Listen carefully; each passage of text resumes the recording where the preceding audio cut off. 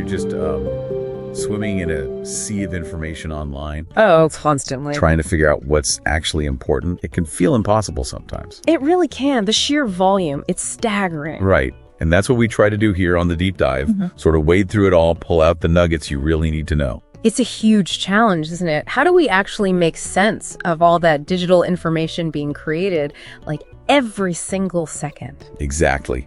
And today, we're diving deep into the world of data science. It's a field that's all about tackling that specific challenge head on. We've looked at a whole bunch of articles, some research, and it's pretty clear. Data science is, well, fundamental to understanding pretty much everything happening today. Yeah, thinking about the big picture, data science isn't just some trendy buzzword anymore, is it? No, not at all. It really represents a fundamental shift in how we approach understanding the world, solving problems across, a huge range of areas. So our mission for this deep dive, it's pretty simple.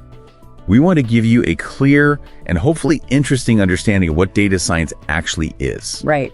why it's become so vital, and where it seems to be heading. And we promise we'll try to skip the super dense tech talk, ready to jump in. Let's do it. So where do we even begin to define something that's, so broad and frankly, always changing like data science? Good question. Let's maybe start with a formal definition. The U.S. Census Bureau, they have one. They call it a field of study that uses scientific methods, processes, and systems to extract knowledge and insights from data.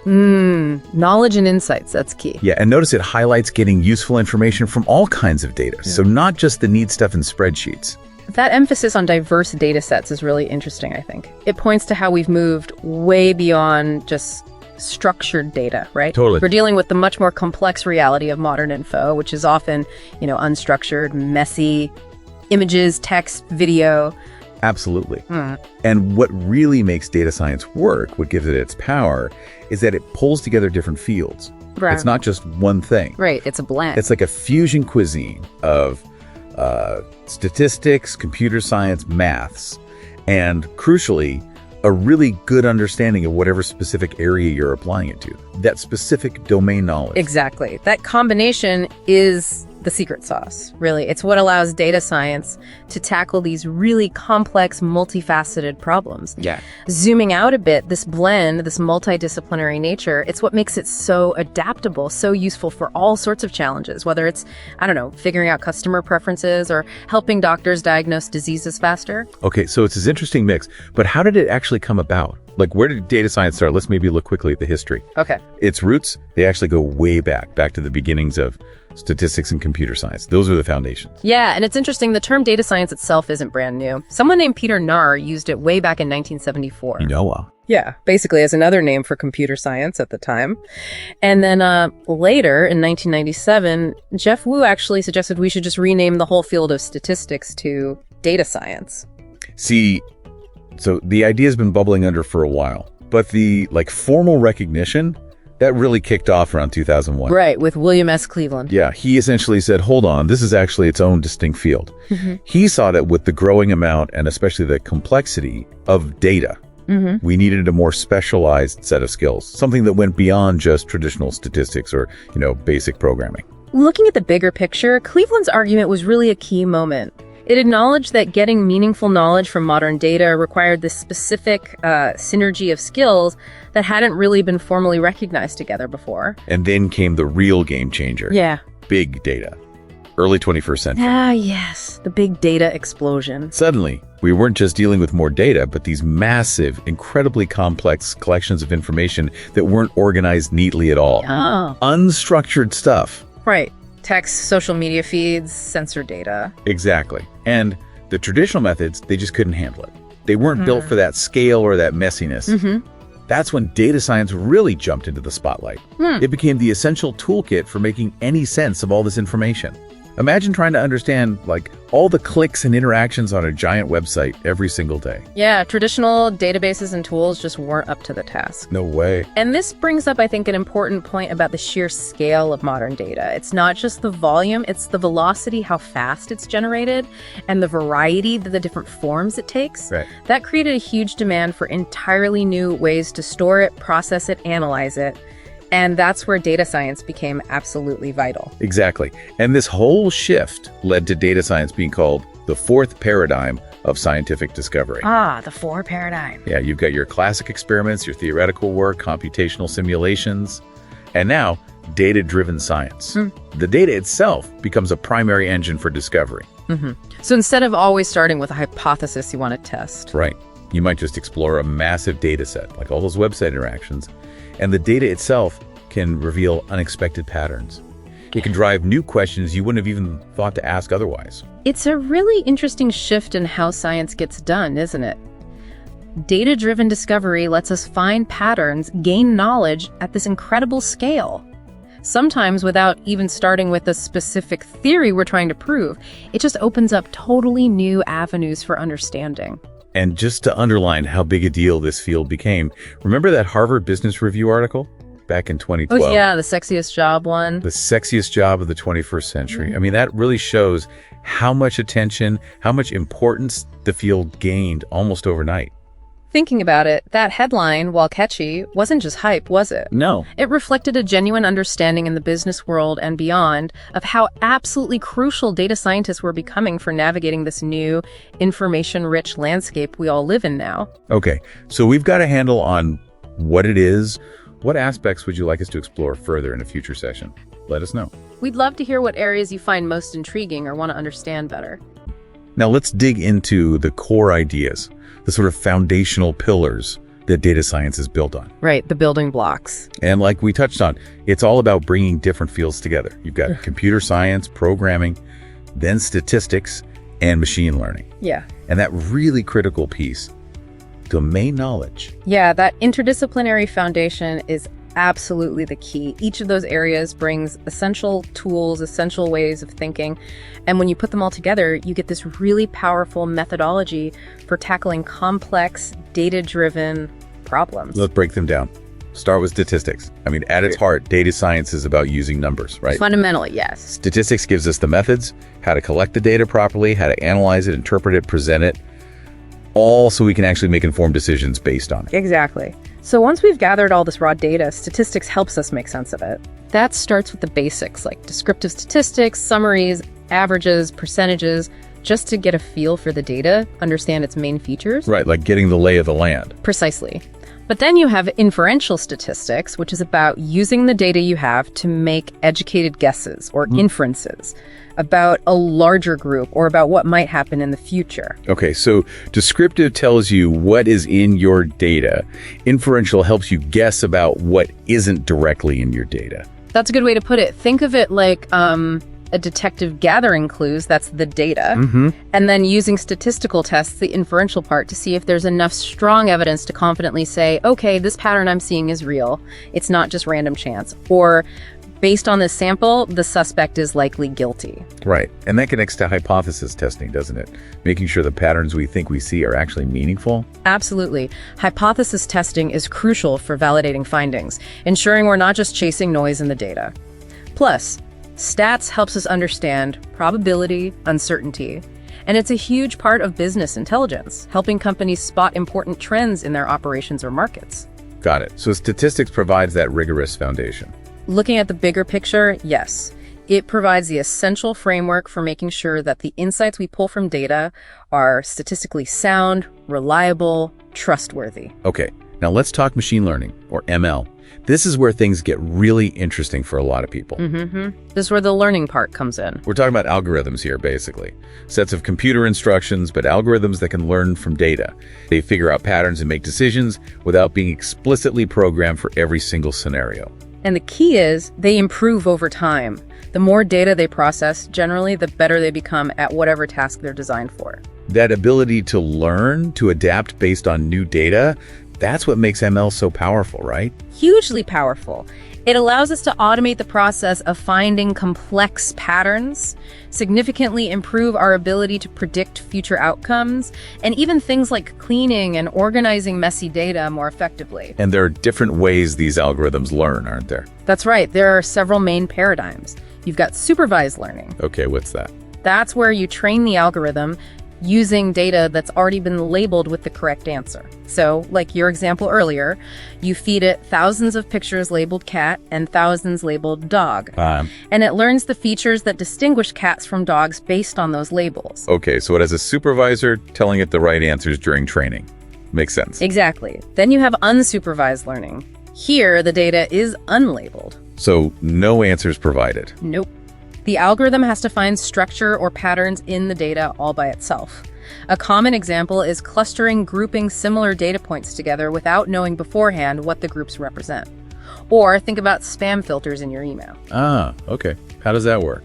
Well, they often use unsupervised learning to identify emails that share common characteristics typically found in spam, even without a giant pre-labeled list of every possible spam message. It spots the patterns. Gotcha. Okay, supervised, unsupervised, any others? There's semi-supervised learning, which, as the name suggests, uses a mix of labeled and unlabeled data. Often you have a little bit of labeled data and a lot of unlabeled data, and it tries to leverage both. Okay. And then there's reinforcement learning. This one's a bit different. The system learns through trial and error, essentially. It takes actions in an environment, and it receives rewards or penalties based on those actions. Like training a dog with treats. Yeah. Or maybe like how an AI learns to play a complex video game. Precisely. It learns strategies over time that maximize its cumulative reward. Very powerful for things like robotics, game playing, optimization problems. Wow. So supervised, unsupervised, semi-supervised, reinforcement.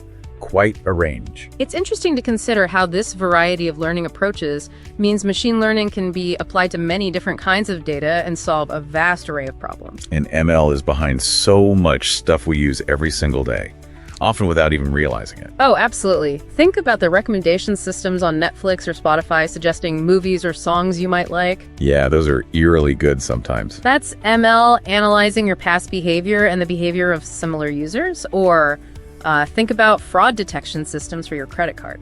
Right, getting that text asking, did you just spend $500 on llama wool? Implied chuckle. Exactly. That's often an ML model flagging a transaction that looks unusual compared to your normal spending patterns. Or even in healthcare, systems that help predict a patient's risk for developing certain diseases based on their health records. So it's really embedded in a lot of applications. Zooming out, machine learning is really a key driver of automation, prediction, and adding intelligence to data-driven applications across pretty much every industry you can think of. Okay, powerful stuff. What aspects would you like us to explore further in a future session? Let us know. We'd love to hear what areas you find most intriguing or want to understand better. But you can't actually do any of this data science, the stats, or the ML without the right tools, right? Correct. The tools of the trade are essential. So let's talk programming languages and specific tools. Being able to write code seems absolutely critical. It really is. Programming skills are essential for everything from cleaning and manipulating the raw data to building and training those machine learning models, creating visualizations to understand the results, and actually deploying these solutions so they can be used. And are there specific languages that are dominant? Yes, definitely. Python and R have really emerged as the two major players in the data science world. Okay, Python and R. Why those two? Well, Python has become incredibly popular. It's very versatile, relatively easy to learn, and it has this amazing ecosystem of libraries specifically built for data science. Libraries, like pre-written code module. Exactly. Things like NumPy for efficient numerical calculations, Pandas, which is fantastic for organizing and manipulating data. Think of it like a super-powered spreadsheet you control with code. Pandas, I've heard of that one. And scikit-learn, which provides a huge range of standard machine learning algorithms ready to use. Python's a real workhorse. Okay. And R has its roots very firmly in statistics. It was developed by statisticians for statisticians, so it's incredibly powerful for complex statistical analysis and especially for creating really high-quality, insightful data visualizations, charts, and graphs. So Python, more general purpose, are maybe more specialized for stats and viz. That's a common view, though both can do a lot. Python's versatility and large community give it maybe a slight edge in general ML deployment, while R remains a favorite in academia and for specific statistical tasks. And we can't forget SQL. SQL, structured query language for databases. Precisely. Most data still lives in databases, so knowing SQL is fundamental for actually retrieving the data you need to analyze in the first place. You need to be able to ask the database for the right information. Got it. So Python, R, SQL, non-essential languages. What about visualizing the data, making it understandable? Crucial step. Data visualization tools are key. You have dedicated software like Tableau and Power BI, which allow you to create interactive dashboards and reports, often with a drag and drop interface. Right, for business users maybe? Often, yes. But data scientists use them too. And then within Python and R, you have powerful visualization libraries. Python has Matplotlib, Seaborn Plotly, R has ggplot2, and others. And what do these do? They let you take all those complex numbers and findings and turn them into visual representations, charts, graphs, heat maps, scatter plots. This is often the best way to reveal hidden patterns, trends, and outliers, and crucially, to communicate those findings effectively to others, people who might not be data experts. Makes sense. A good chart can tell a story much better than a table of numbers. Absolutely. Oh, and one more tool worth mentioning, especially when dealing with really massive data sets, we're talking terabytes or petabytes, is Apache Spark. Spark? What's that for? It's a framework for distributed computing. It allows you to process huge amounts of data much faster by spreading the work across many computers, like a cluster, all working together, essential for big data tasks. Okay, so a whole toolkit of languages and software.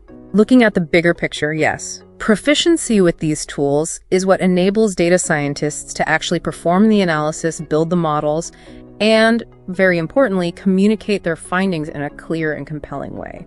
Okay, we've hit the stats, the machine learning, the coding tools, but there's one more really important piece we mentioned earlier, domain knowledge. Ah, yes, the context. This is so important. Explain that. What is domain knowledge in this context? It's basically having a specialized understanding of the specific field or industry where you're applying data science. So if you're working in healthcare, it's understanding medicine, biology, hospital workflows.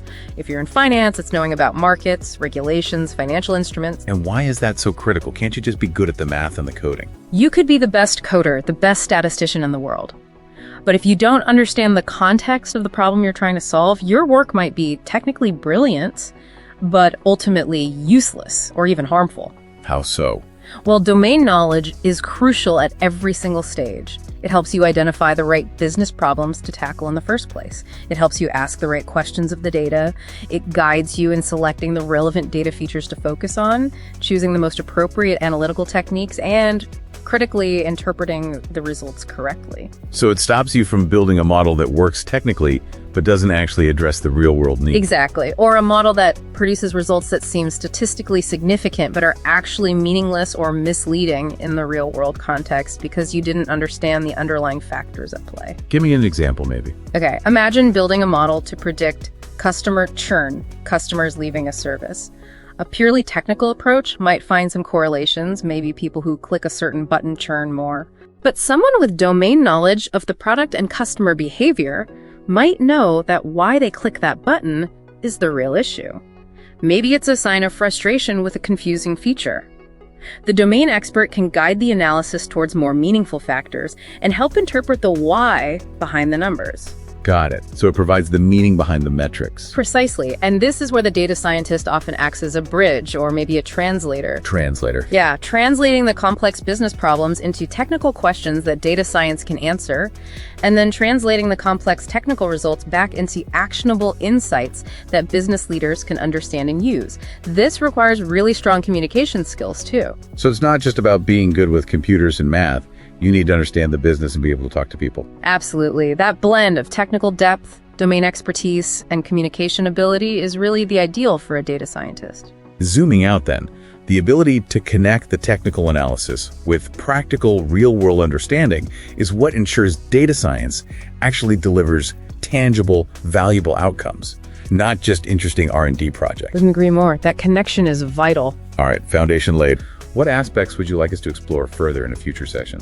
Let us know. We'd love to hear what areas you find most intriguing or want to understand better. Okay, so that brings us to machine learning. The engine, really. Where computers learn without us telling them exactly what to do step by step. Precisely. Arthur Samuel coined the term machine learning way back in '59. Self-teaching computers, he called them. After an AI winter, it got more practical, more statistical in the 90s. Yeah, focused on learning from data patterns. Early ideas were around like Turing's concepts, Samuel's checkers program that improved itself. So supervised learning, that's the one we probably bump into most. Probably. The key is labeled data. You give it inputs and the right outputs, it learns the mapping. So it can predict outputs for new inputs later on. Exactly. Two main types. Classification predicting categories like spam or not spam. Finding the dividing line. Right. And regression predicting continuous values, like a house price. Finding the best fit line. And many of these algorithms came from statistics originally. Oh, definitely. Linear regression. Roots in astronomy centuries ago. Logistic regression. Decision trees all started as statistical tools before becoming core ML algorithms. Even SVMs grew out of statistical learning theory. Fascinating.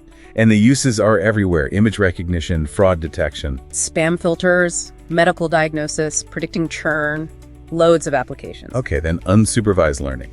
The flip side. Yeah, this is about finding patterns in unlabeled data. No answers given. The machine finds structure based on similarity or difference. Like finding groups. Exactly. That's clustering grouping similar points. Think customer segmentation. K-means is a classic example. And the other tag. Dimensionality reduction.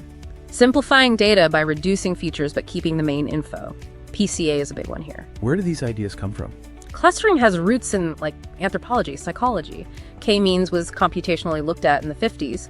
PCA is also an older analysis technique. So this is good for exploring data, finding anomalies, maybe prepping data for supervised learning. Absolutely. Customer segmentation, anomaly detection, organizing documents, visualization, often a first step. Right. Now, deep learning. This feels like the really cutting edge stuff. It's a subfield of ML using these multi-layered neural networks. The core idea, mimicking the brain, is actually quite old, 40s, 50s. But it had its own winter, then came back. It did. Backpropagation in the 80s was huge, a way to actually train these deep nets. Then specialized types like CNNs for images, RNNs for sequences. And LSTM solved a big problem with RNNs. Yes, the vanishing gradient problem. Nets would forget early information. LSTMs from the mid-90s have special gates to control information flow, letting them learn long-term patterns. That was a game changer. So how does it train? Backpropagation. Yeah, data goes forward, error calculated, then calculus, the chain rule, sends the error signal backward to adjust all the connections, the weights to minimize that error, using optimization like gradient descent. And CNNs use filters for images, LSTMs use gates for sequences. Exactly. Deep learning's behind breakthroughs in image recognition, NLP, autonomous systems facial recognition, chatbots, self-driving tech. Okay, one more pillar. Reinforcement learning. This sounds different again. It is. Here, an agent learns by interacting with an environment. Trial and error, basically. It gets rewards or penalties. Learning from feedback. Right. Origins are cool, a mix of psychology, like learning from consequences, and optimal control theory from engineering. Bellman's work on decision processes. How does it work, like mechanically? An agent is in a state, takes an action, the environment changes, gives a reward. The goal. Find a strategy, a policy to maximize total reward over time, even if it's delayed. Algorithms like Q-learning help figure out the value of actions and states. Perfect for games, right? Like AlphaGo. Absolutely. Game AI, robotics, autonomous driving decisions, optimizing complex systems, even some recommendation systems, anywhere with delayed rewards. So, pulling it all together, these pillars, math stats, the ML types, they all build on each other. Definitely. Math gives the tools, ML uses them to predict, discover, decide, and many algorithms evolve from older ideas. And you see this unifying theme, optimization. Yes, that's a key insight. Whether minimizing error, refining clusters, or maximizing rewards, it's all about efficiently optimizing some complex function. Calculus provides the direction, linear algebra handles the computation, stats defines the goal. And optimization algorithms do the work. That's what makes the theory practical. So understanding this history, these mechanics, it shows how abstract ideas become real-world tools. It's not static, it keeps evolving. Which leads to a final thought, right? As data gets bigger, problems get harder. What's next? Yeah, what new math or computing ideas will we need to push data science even further? Something for you to think about. Now let's talk impact. The real world effects, because data science is, it's genuinely changing things, isn't it? Oh, profoundly. It's having a truly transformative influence across almost every sector imaginable. What's the core mechanism? At its heart, it's about enabling organizations to make much more informed decisions. By analyzing the vast amounts of data they collect, historical data, real-time data, they can gain deeper insights into their operations, their customers, their markets. And use those insights to do what? To forecast future trends more accurately, to optimize their processes for better efficiency, to identify and mitigate potential risks, and ultimately to gain a significant competitive advantage. And I guess when you layer artificial intelligence, AI, on top of data science, it just ramps everything up. Exactly. AI, particularly machine learning, amplifies these capabilities dramatically. It allows for automation of complex analysis, enables much more sophisticated predictions, and drives efficiency and accuracy to levels that just weren't possible before. It feels like we've moved beyond just looking back at data, too. That's a key point. We've progressed along a spectrum of analytics. First came descriptive analytics, basically, using data to understand what happened in the past. Okay, reporting historical facts. Right. Then came predictive analytics, using past data to forecast what is likely to happen in the future. Predicting trends, customer behavior. Exactly. And now, increasingly, we're seeing prescriptive analytics. This goes a step further and actually recommends what action should be taken based on those predictions to achieve a desired outcome. Wow. So not just what will happen, but what to do about it. Precisely. That progression really highlights the growing impact and sophistication of data science applications. Let's get concrete. Talk about some specific industries. Healthcare seems like a huge one. Absolutely massive impact in healthcare. Think about electronic health records, EHRs, all that digital patient data. Yeah, mountains of it. Data science analyzes that, plus data from clinical trials, even data from wearable fitness trackers. Like Fitbits and smartwatches. Yeah. To achieve incredible things, helping doctors detect diseases earlier, sometimes even before symptoms are obvious, enabling personalized medicine, tailoring treatments to an individual's genetic makeup or specific condition. That sounds revolutionary. It really is. Yeah. Also optimizing hospital operations, things like predicting patient admission rates to manage staffing levels better, reducing wait times, even detecting healthcare fraud. And during the pandemic. Oh, data science was absolutely critical during COVID-19. Tracking the spread, understanding risk factors, modeling the impact of interventions, optimizing vaccine distribution. It was central to the global response. And now we're seeing AI algorithms getting remarkably good at analyzing medical images like X-rays or MRIs to help radiologists spot signs of diseases like cancer much earlier. Incredible. So it's not just efficiency, it's literally saving lives and improving patient outcomes. Looking at the bigger picture in healthcare, yes. It's fundamentally changing how medical services are discovered, delivered, and managed. Okay, what about finance? Banks, trading. Another sector transformed by data science. They use it extensively for risk management, assessing credit risk for loans, modeling market fluctuations. Fraud detection is huge, like we mentioned with credit cards. Analyzing transaction patterns in real time to flag suspicious activity, helping with anti-money laundering efforts. And then there's algorithmic trading. The high-speed computer trading. Exactly. Sophisticated algorithms analyze vast amounts of market data, news feeds, social media sentiment, everything, to make split-second trading decisions, often much faster than any human could. So it's driving efficiency and security there too. This brings up an important point about maintaining stability and trust in financial systems. Data science provides the tools to manage complex risks and combat increasingly sophisticated financial crime, protecting both institutions and consumers. Makes sense. Okay, moving on. Retail and e-commerce. I feel like we see data science very directly there as consumers. Oh, absolutely.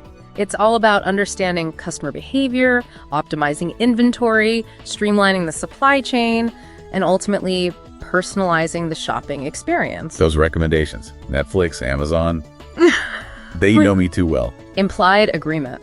That's classic data science. Analyzing your past viewing or purchase history, comparing it to millions of other users to predict what else you might like.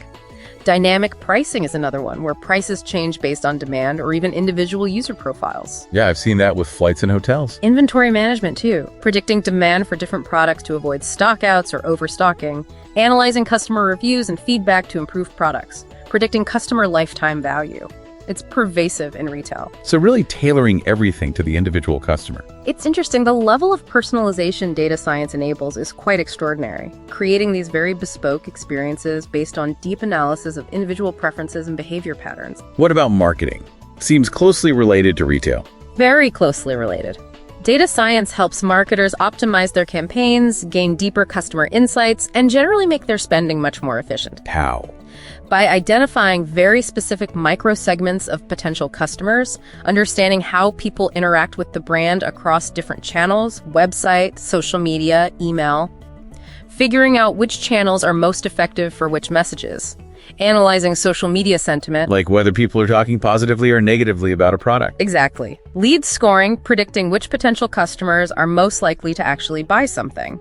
Customer segmentation, market basket analysis, figuring out which products are often bought together, predicting customer churn, like we talked about earlier. It helps make marketing much more targeted and data-driven. So moving away from just blasting everyone with the same ad. Zooming out, yes. Data science is pushing marketing from broad, often wasteful approaches towards much more precise, measurable, and effective ways of engaging with specific, relevant audiences. Okay, not just customer-facing stuff, though, right? What about, like, manufacturing, logistics, the behind-the-scenes stuff? Big impact there, too. Predicting demand for manufactured goods, like we mentioned for retail inventory, but on the production side. Optimizing complex global supply chains, figuring out the best sourcing, production schedules, shipping routes. Trying to avoid those supply chain bottlenecks we heard so much about. Exactly. Data science helps model those complex systems, account for potential disruptions, and allocate resources more effectively. Optimizing delivery routes for logistics companies to save fuel and time. Forecasting demand for maintenance services, identifying potential bottlenecks in production lines before they cause major delays. So driving efficiency and cost savings in the physical world, too. This is where we see data science yielding significant improvements in operational efficiency, reducing waste, ensuring smoother flows of goods and materials, which ultimately benefits the whole economy. What aspects would you like us to explore further in a future session? Let us know. We'd love to hear what areas you find most intriguing or want to understand better. Okay, and with all this power, especially with AI and ML making decisions, trust becomes a big issue, right? A massive issue. And that brings us to two other critical trends: explainable AI, XAI, and responsible AI. Explainable AI, XAI, what's the goal there? The goal is to make the decisions and predictions made by complex machine learning models, especially black box models like deep neural networks, understandable to humans. Why did the model approve this loan but deny that one? Why did it make this specific medical diagnosis suggestion? Right, because if you don't know why, it's hard to trust it or fix it if it's wrong. Precisely. XAI techniques aim to provide interpretable explanations for model outputs. This helps data scientists improve their models, helps organizations meet regulatory requirements, especially in areas like finance and healthcare, and crucially helps build trust with users and stakeholders. It allows you to trace errors, identify potential biases. Which leads nicely into responsible AI. That sounds broader. It is broader. Responsible AI is more of a governance framework or methodology for developing, deploying, and managing AI systems in a way that aligns with ethical principles and societal values. It encompasses fairness, accountability, transparency, privacy, security, reliability. Basically, ensuring AI systems behave ethically and benefit humanity. So XAI is part of responsible AI. You could see XAI as a key technical enabler for achieving aspects of responsible AI, particularly transparency and accountability. There's growing concern that AI adoption is outpacing the implementation of proper governance structures. Responsible AI aims to close that gap, making ethical considerations mandatory, not optional. Are these just nice to haves, or are they becoming essential? Increasingly essential. Regulatory pressure is growing globally. And beyond compliance, ensuring fairness and mitigating bias through XAI and responsible AI practices can actually be a catalyst for innovation, leading to better, more robust, and more widely accepted AI systems. Okay. Another area gaining traction is augmented analytics. Augmented. This uses AI and ML to automate many of the manual tasks involved in data preparation and analysis. The idea is to make it easier for people who aren't expert data scientists, like business analysts or managers, to explore data and extract insights themselves, often using natural language queries. It aims to democratize data analysis. Interesting. Making data insights more accessible across an organization. Exactly. So lots of interconnected trends pushing the field forward. Okay, let's try to wrap this deep dive up. Feels like we've covered a lot of ground. We certainly have. It's a rich topic. So just to summarize the key takeaways. Data science, it's this incredibly powerful, dynamic field. It's not just one discipline, but this blend of stats, computer science, domain knowledge. Right, that interdisciplinary nature is fundamental. It's got a fascinating history, growing out of those roots to tackle the challenge of big data. And its impact is just transformative across healthcare, finance, retail, government, even social good initiatives. Absolutely. And it's not standing still. It's constantly evolving, driven heavily by these rapid advancements in AI and machine learning, new technologies like cloud and edge computing. And, really importantly, this growing awareness and focus on the operational side, MLOs, and the ethical considerations, XAI, responsible AI. Those aspects are becoming increasingly central to the practice of data science. So hopefully, for you listening, you now have a pretty solid foundational understanding of what data science is all about. You know the core concepts, you've seen examples of how it's being applied, you've got a sense of the key trends shaping its future, and importantly, some of the challenges and ethical dimensions involved. Zooming out, I think having this basic literacy in data science is becoming more and more valuable for everyone, really. Regardless of your specific job or field, it's touching so many aspects of our modern world. Understanding the basics is key to navigating it. Definitely. So here's maybe a final thought for you to chew on. We've talked about the incredible potential of data science to help us understand the world, solve really complex problems, from curing diseases to tackling climate change. Immense potential. But we've also touched on the critical need for responsible, ethical implementation, addressing bias, ensuring privacy, maintaining transparency. So the provocative thought is, how do we strike that balance? And maybe what role do you think individuals as citizens, consumers, employees play in ensuring that balance is maintained as these technologies become even more powerful? That's a great question to ponder. Where does the responsibility lie, and how can we all contribute to ensuring data science develops in a way that truly benefits society? It brings up interesting points about regulation, education, corporate responsibility. Yeah. And if this deep dive has sparked your curiosity, maybe a specific application or one of the future trends or the ethical side, what aspects would you like us to explore further in a future session? Let us know. We'd love to hear what areas you find most intriguing or want to understand better.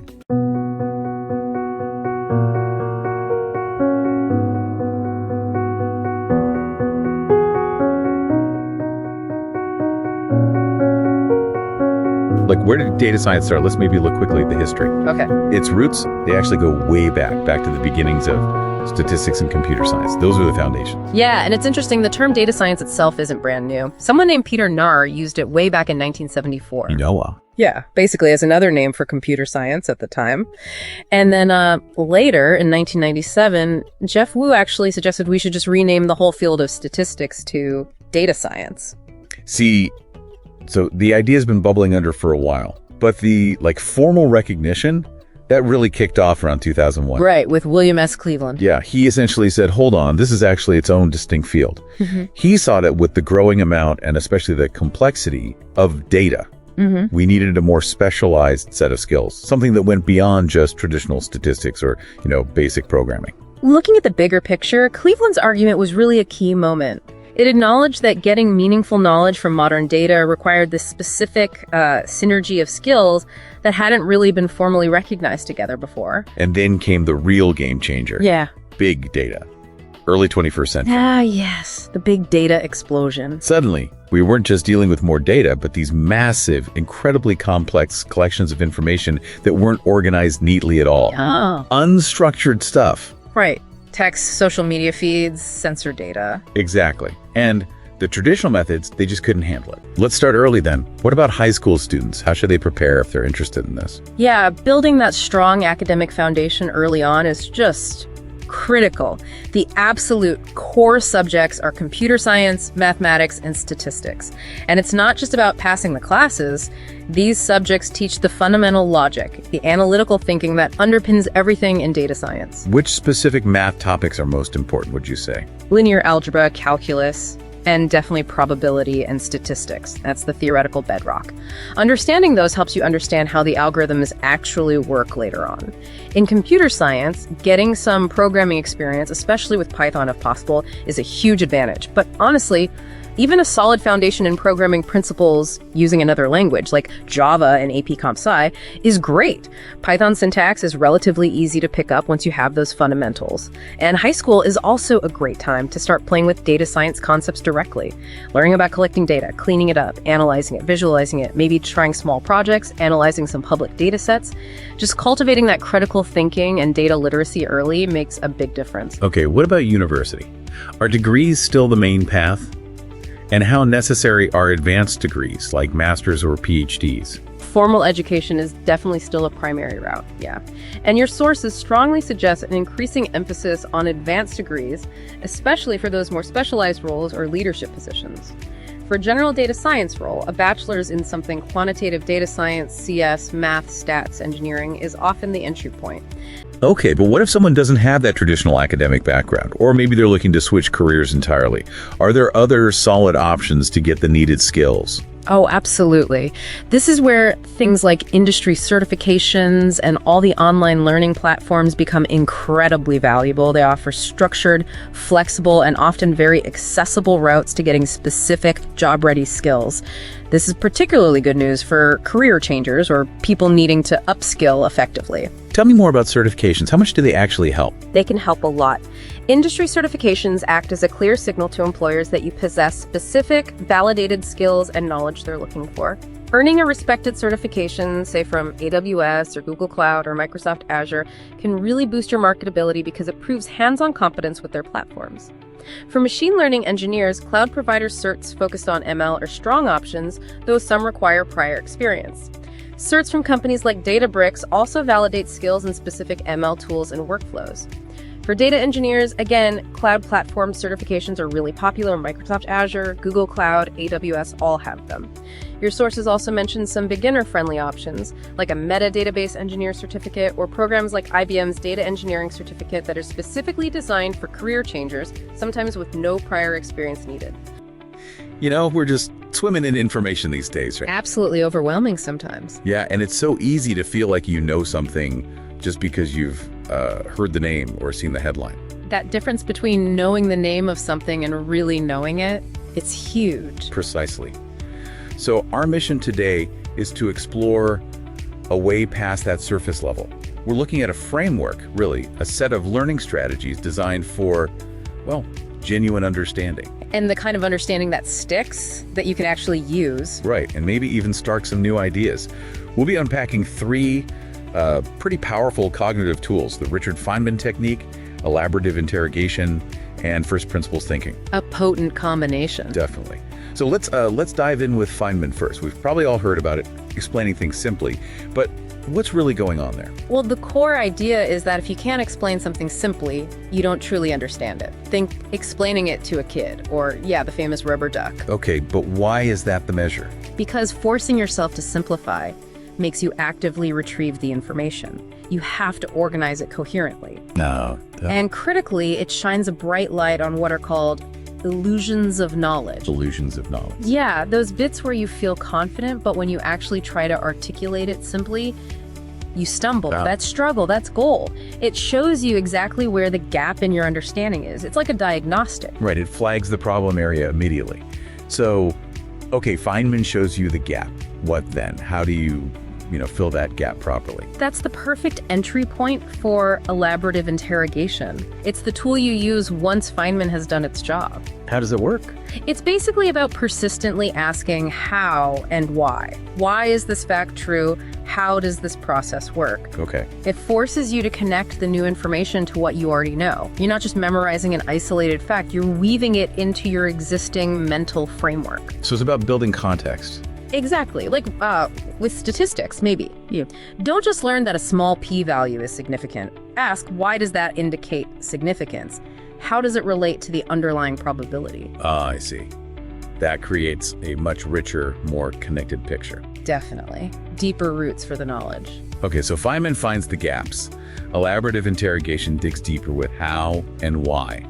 Where does first principles thinking fit in? Think of first principles as maybe the ultimate lens. It's about stripping everything back. Stripping back how? Breaking a complex problem or idea down to its most fundamental, irreducible truths. Its core components. You question everything you think you know about it. So it's the opposite of just copying what others do or reasoning by analogy. Precisely. Analogy relies on existing solutions. First principles asks, what are the absolute foundational facts here? Like the Elon Musk example with batteries, right? Perfect example. He didn't just look at existing battery costs. He asked, what are batteries made of? Okay. Nickel, carbon, polymers, whatever. What's the market price for those raw materials? Right. The absolute base cost. Yeah. And then can we put them together much more cheaply if we start from scratch? Ignoring how it's always been done. It's about rebuilding from the ground up based only on fundamental truths. That's powerful. It lets you see past the assumptions baked into current methods. Totally. And you see how these three techniques then work together beautifully. Yeah, I'm starting to see the cycle. Feynman is your diagnostic. It finds the fuzzy spots. Okay. Elaborative interrogation is your deep drill asking the how and why to really understand those spots. And first principles is your foundation check, making sure you're building on solid ground, on fundamental truths, not just inherited ideas. It's like a complete toolkit for understanding, and it feels like this isn't just for, say, physics or engineering. Not at all. That's the beauty of it. It's universally adaptable. How so? Give me an example outside of science. Okay, think about history. You could use Feynman to explain, say, the causes of World War I simply. Use elaborative interrogation to ask why nationalism was such a powerful force then, or how the alliance system contributed. Right. And first principles. Maybe you break down nation or sovereignty to their fundamental concepts to understand the conflict's roots. So humanities, social sciences, even art. Absolutely. Explaining an artistic technique simply. Asking why a composer chose a certain chord progression, breaking music down to fundamental acoustics or emotional responses, it builds critical thinking everywhere. That's really compelling. It makes these powerful techniques feel much more accessible. They are incredibly powerful. Now, you might be thinking, this sounds time-consuming. Yeah, that thought definitely crossed my mind. Deep understanding usually takes effort. It does. There's no magic bullet. But the key isn't to do this for everything all the time. So be strategic. Exactly. Apply it to the core concepts, the really tricky stuff in whatever you're learning. Break big topics down, and maybe most importantly, be honest with yourself. Honest how? When you hit that wall trying to explain simply, or when you can't answer why, don't gloss over it. That's not failure. That's the process working. That's your signpost for where to dig deeper. Right. Embrace the struggle, because that's where the real learning happens. Precisely. So putting it all together, this framework, Feynman, elaboration, first principles, it really offers a path away from just collecting facts towards, well, genuine adaptable understanding. It moves you towards mastery, towards knowledge you can actually use and build upon. A really valuable shift in perspective. And maybe that leaves us with a final thought for you listening in. Knowledge is most valuable when it's truly understood and actively applied. So perhaps consider this week, where could you bring a little more inquiry, a bit more simple explanation, a touch more refinement into how you learn? How might you start using the cycle yourself? Ever find yourself looking at just a massive amount of data, maybe sales numbers, customer notes, sensor data, and just wondering, how do I find the key thing? How do you cut through all that noise to see what's actually going on before you even start thinking about complicated models? Well, that's what we're digging into today. Exploratory data analysis, or EDA. Think of it like a decoder ring for data, a way to let the data itself tell you its secrets. It really is. EDA isn't just another step. It's more like the fundamental way you get to grips with a data set. Understand its shape, spot the patterns, find the weird bits, the anomalies. Yeah, the detective work. Exactly. That's where it starts. It lays the foundation for, well, everything else. Okay, let's unpack this a bit then. So, ED. It's like a systematic way to poke around in data sets, right? Summarize them, often using visuals. Precisely. Yeah. The main goal is to figure out what the data is actually saying on its own terms. It's not about rigidly testing some hypothesis you already had. So you let the data lead the way without sort of prejudging it. That's the core idea. And it's got history. This approach, this sort of flexible, curious attitude, it came from John Tukey, a brilliant American mathematician back in the 70s. Tukey, right. I've heard the name. Yeah. He felt statistics was maybe too focused on testing hypotheses. He argued we should use data to suggest hypotheses in the first place. It really enriched the whole discovery part of analysis. So it's more about the mindset being flexible, inquisitive, That's a great way to put it. It's an attitude. And here's something really interesting, Heather, again. It's not just a one-off check. Oh, absolutely not. It's a cycle. You analyze, you visualize, maybe you transform the data a bit, then you analyze again to see what else pops out. Like you might be looking at sales data, just exploring, and suddenly you see these clear seasonal spikes you never noticed before. Exactly. And that one insight could send you down a totally new investigation, maybe about why those spikes happen. Deeper insight. Right. It's like peeling an onion. Mm-hmm. And if you connect that to the, let's say, the practical side, EDA is basically your first line of defense. Risk management strategy, really. How so? Well, it's absolutely critical for catching things early. Glaring errors, missing information, duplicates, those weird outliers that don't fit. The stuff that can really mess things up later if you don't catch it. Precisely. Without that cleanup, any models you build later might be biased, they might not work well, or worse, they could lead you to completely wrong conclusions. The classic garbage in, garbage out problem. You got it. EDA stops that and makes sure your foundation is solid, like checking the ground before you build a house. Makes sense. So when people actually do EDA, I keep hearing Python is the go-to tool. Why is that? What makes it the main engine here? Yeah, Python's huge in this space. Yeah. Its ease of use is a big part, but it's also the ecosystem.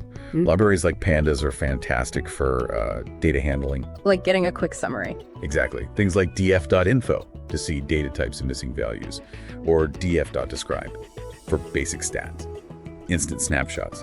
And then for the visual side, you've got Seaborn and Matplotlib. You can create a heat map to quickly see correlations, or a pair plot to visualize relationships between many variables at once. It's just very powerful and flexible.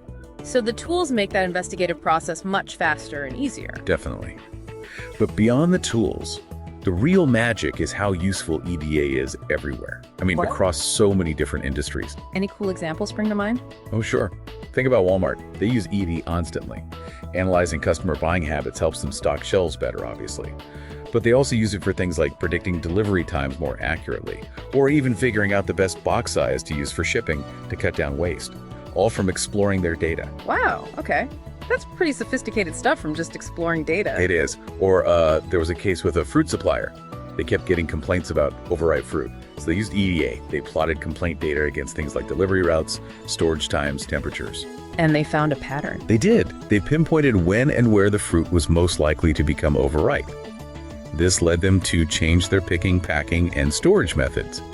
And the result, a massive 64% drop in complaints. 64%, just from looking at the data they already had? Just from exploring it properly, it shows how powerful simply looking can be. It really does. So it sounds like being good at EDA isn't just a bonus for data scientists, it's table stakes, right? Foundational. Absolutely fundamental. It directly impacts your ability to make good data-driven decisions and really unlock what's inside any data set. So wrapping this up then, what's the big takeaway for you listening? EDA basically takes that raw, maybe messy data and turns it into something you truly understand, a resource. And that understanding lets you build better models, find smarter solutions, all because you listen to the data first. Which leads to maybe a final thought to chew on. Think about the data you encounter. What patterns, what stories might be hiding there, just waiting for someone curious enough to look. That ability, Tukey talked about understanding data before jumping to conclusions. It's just as crucial now as it was back then, maybe even more so.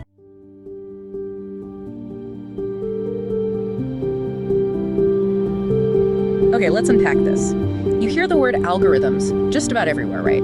Shaping everything from what you see online to how packages find your doorstep.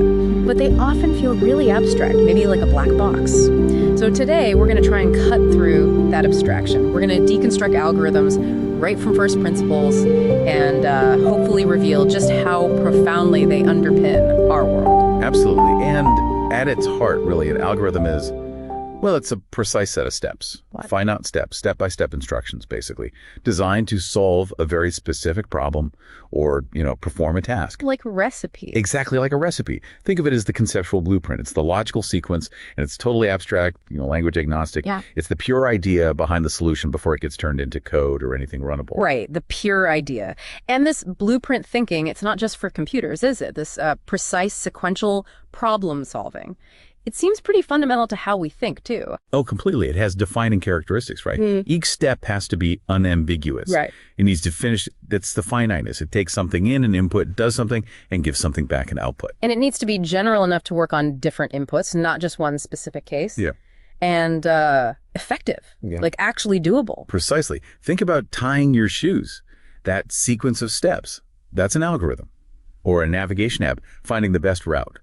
Algorithmic thinking is really a core human skill. Okay, so here's where it gets really interesting for me. The relationship between that abstract algorithm, the idea, and an actual computer program. People often use those terms interchangeably. They do, and it's a key distinction. The algorithm, again, is that abstract blueprint. The formula, totally language agnostic. A program, that's the concrete implementation. It's taking that algorithm and writing it in, say, Python or Java or C++ on. Okay, so like the architect's drawing versus the actual house built from it. Exactly that. The drawing has the logic, the structure. The house is the physical thing built using that logic.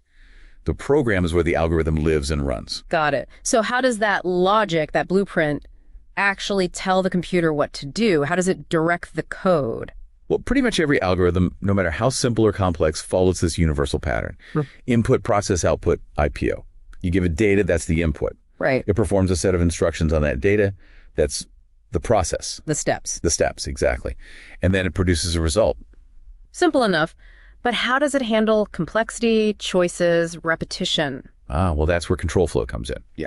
There are basically three fundamental structures. You've got sequential execution, just doing tasks one after another in order. Okay. The conditional logic, the if this, then do that, otherwise do something else.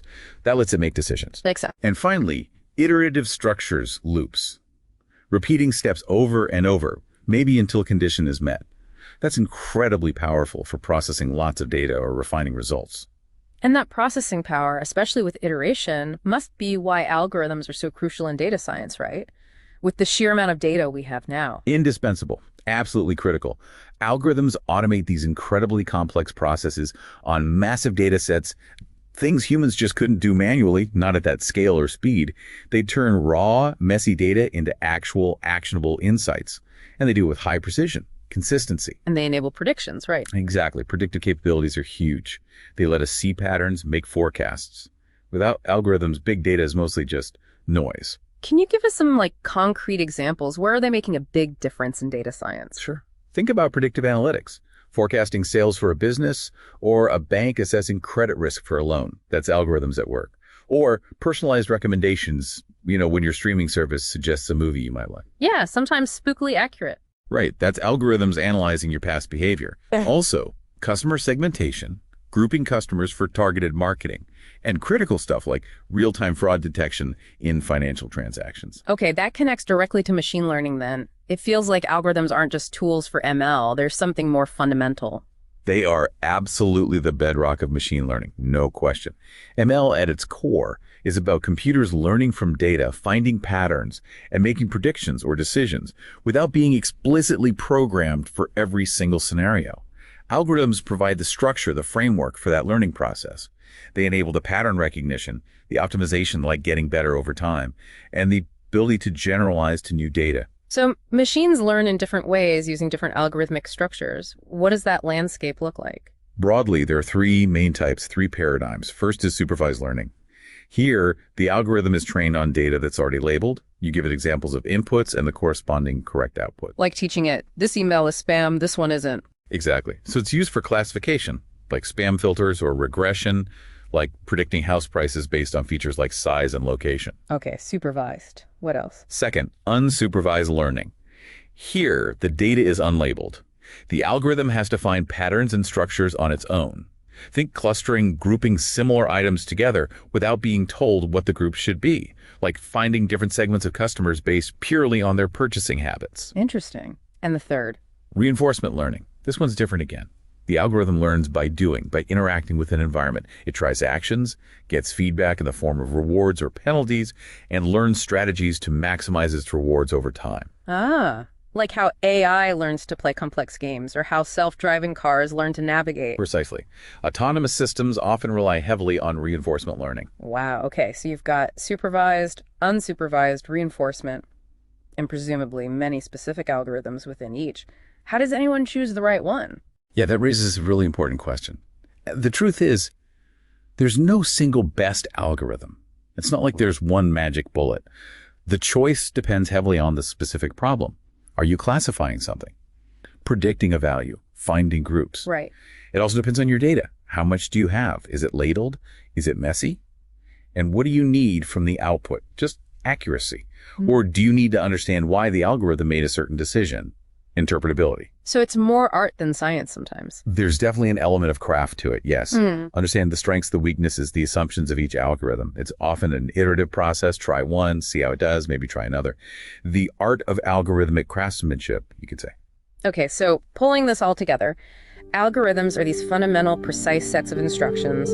They're beneath almost all computational problem solving today. They really are the logical architecture of our digital world, enabling all this amazing automation and prediction we see. That's a great way to put it. And what's fascinating here, I think, as these algorithms become more and more woven into the fabric of society, making decisions in finance, healthcare, even justice, understanding their principles, how they work, what their limits are, where potential biases might creep in, that stops being just a technical issue. It really becomes an ethical imperative, doesn't it, for everyone? We need to ensure they're used responsibly, beneficial. That is a crucial point. Understanding the blueprint is key to shaping the house responsibly. A really profound thought to leave everyone with. Definitely keep pondering the algorithms, visible and invisible, that shape your world. Have you ever noticed how your streaming services, your social media feeds, they just seem to know you? Yeah, it's uncanny sometimes. That playlist that's just perfect, or, the next show you absolutely have to binge, it feels almost like magic. Definitely. So today we're going deep. We're unpacking the world of recommendation models, these really sophisticated systems that shape our digital lives. And fundamentally, what we're talking about is a special kind of information filtering.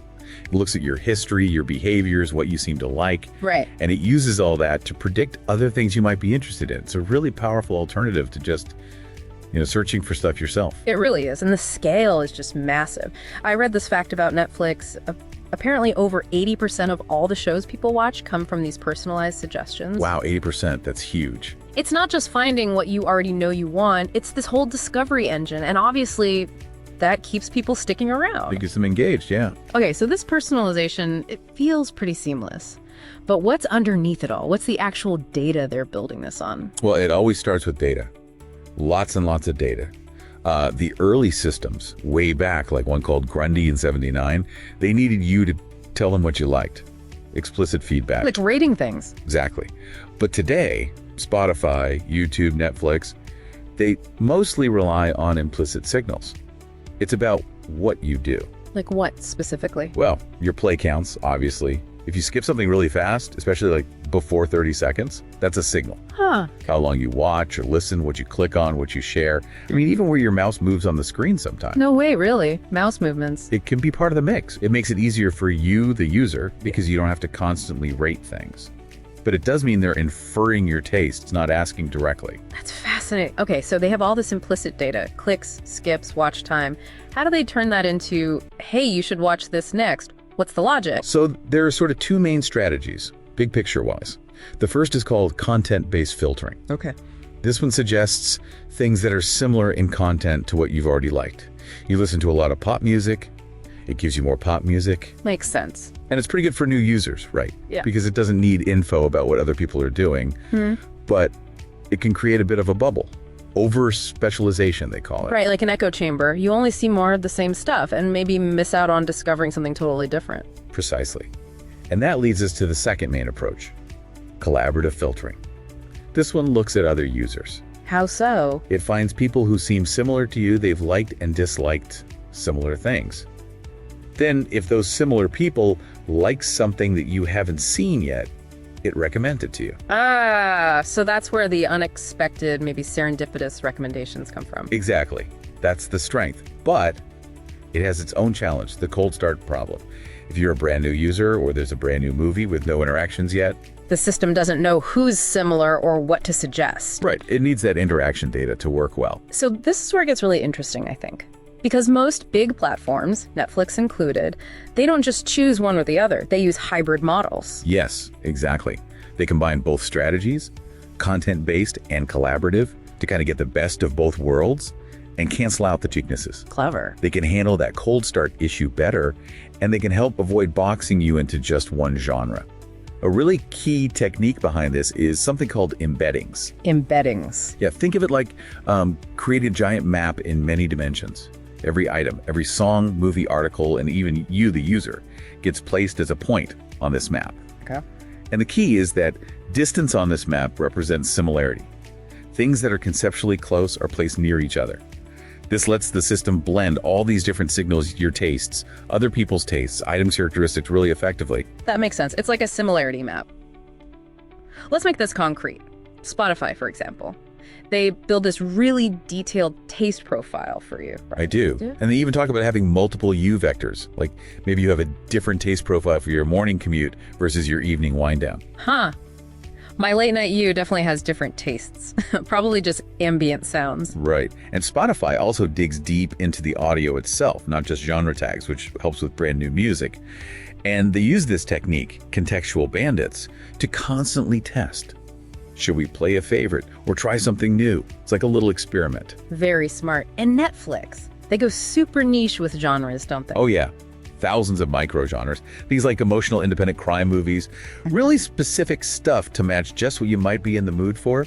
And get this, they even personalize the thumbnail image for the same show. You mean the little picture you click on? Yep. They might show you a picture emphasizing the action elements if you like action, or one highlighting the romance if that's more your thing, for the exact same movie. That's wild. And TikTok, of course, its For You page is legendary for how quickly it learns. It's incredibly agile.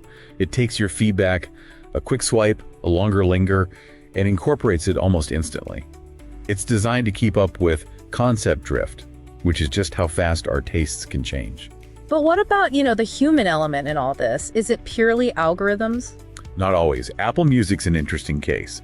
They actually employ over 1,000 human curators around the world. 1,000 people? Yeah, to work alongside the algorithms. The idea is to help mitigate biases the algorithms might develop and to promote more diverse content. That's a different approach. And are platforms thinking about responsibility beyond just engagement? There seems to be a shift, yes. YouTube, for example, started focusing on what they call valued watch time. They actually use surveys asking you if you found the time worthwhile, rather than just counting clicks or minutes watched. So quality over just quantity? Kind of. And Instagram and Facebook have brought in stricter recommendation guidelines. They try to filter out low-quality stuff, borderline content, before it even gets recommended. So it's not just about pure engagement numbers anymore, at least outwardly. Okay, so wrapping this up, these recommendation systems are clearly incredibly powerful. They're evolving constantly, and they're woven into pretty much everything we do online now. It's gone way past just showing us stuff we already like. They're actively shaping discovery. Yeah. And maybe here's something to think about. These systems are naturally designed to enhance your experience, keep you watching, keep you clicking, keep you engaged. Facebook even said, pretty bluntly, their goal was to keep users glued to the app for longer. Right. So while they can be great for finding things you love, how much real choice or agency do you have when the system is constantly nudging you? And maybe more importantly, how might that subtle influence affect the variety of ideas, the diversity of information that you actually end up encountering?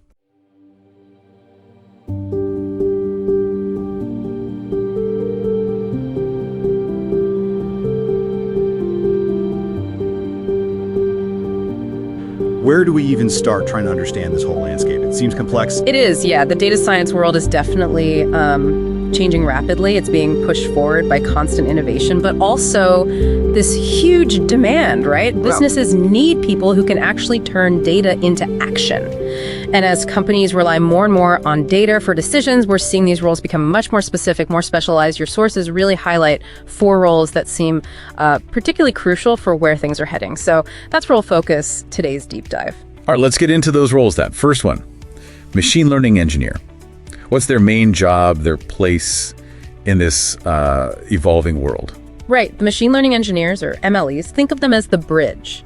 They take the theoretical models maybe from researchers or data scientists, and they make them work in the real world. What's really key here, I think, is that they handle the entire life cycle of an ML model, from the very beginning to the very end. The whole life cycle. Wow. What does that actually involve, like day to day? Well, it kicks off with getting the data ready. That means pre-processing, cleaning it up, organizing all that raw info, dealing with missing values, getting it into the right format, normalizing it.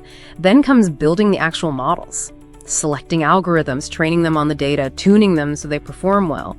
And a really big piece is testing and validation, making sure the model's accurate, reliable, using the right metrics like accuracy or precision, or maybe means squared error depending on the task, and fixing problems like overfitting, when it works on the test data but fails in the real world. Okay, and once it's tested and ready, they actually put it to work. Exactly. Deployment is a huge part of it. Integrating these models into the company's live systems, and that often means working really closely with software developers. But it doesn't stop there. They're constantly monitoring how the model's doing, retraining it with new data, and making sure it can scale up and run efficiently. So it's not just building it, but keeping it alive and healthy, basically. Precisely. Yeah. And that requires a lot of communication. Constant collaboration with data scientists, other engineers, and this is crucial, with the business leaders. They need to be able to translate business needs into technical specs for the AI and then explain what the model can and can't do back to the non-technical folks. Can you give some examples? What kind of real-world problems are they tackling with this end-to-end approach? Yeah, your sources mention things like predicting when factory equipment might break down based on sensor data, or forecasting customer demand using sales history to optimize, say, inventory or logistics.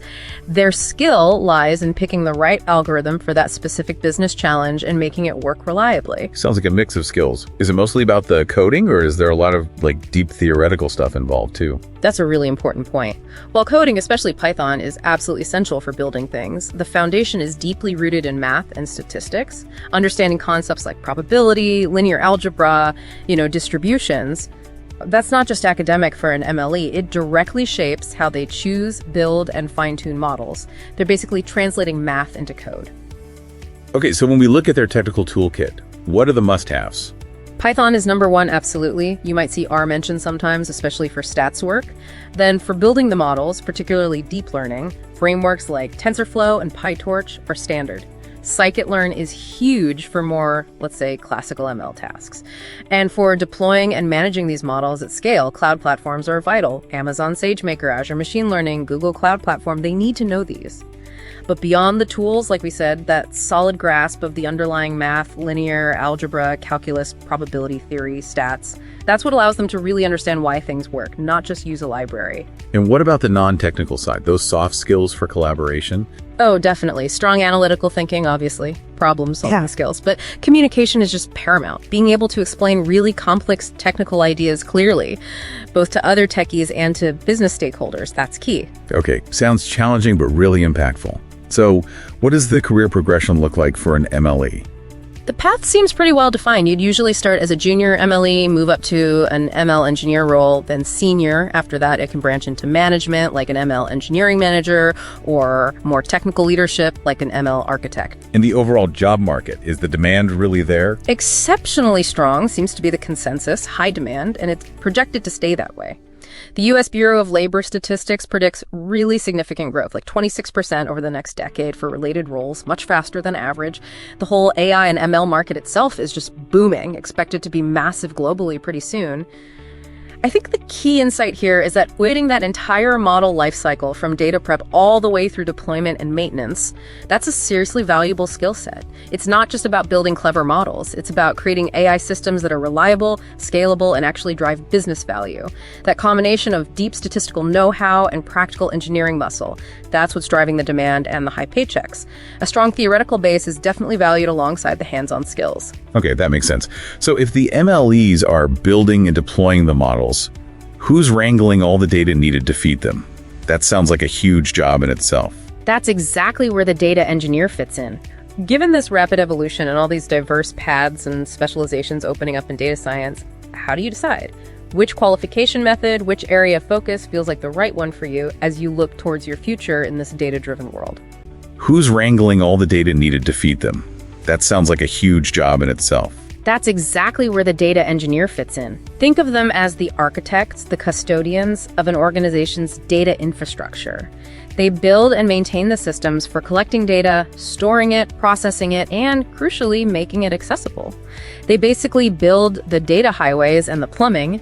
You could say they're the absolute backbone supporting any data-driven company. Right. So what are their main tasks on a typical day? It really boils down to data management. They're designing, building, and maintaining robust databases, data architectures, and especially data pipelines. These pipelines are critical for pulling in large amounts of raw data from all sorts of sources and then processing it. A huge part of their job is getting that data ready for data scientists and analysts, making sure it's clean, accurate, usable.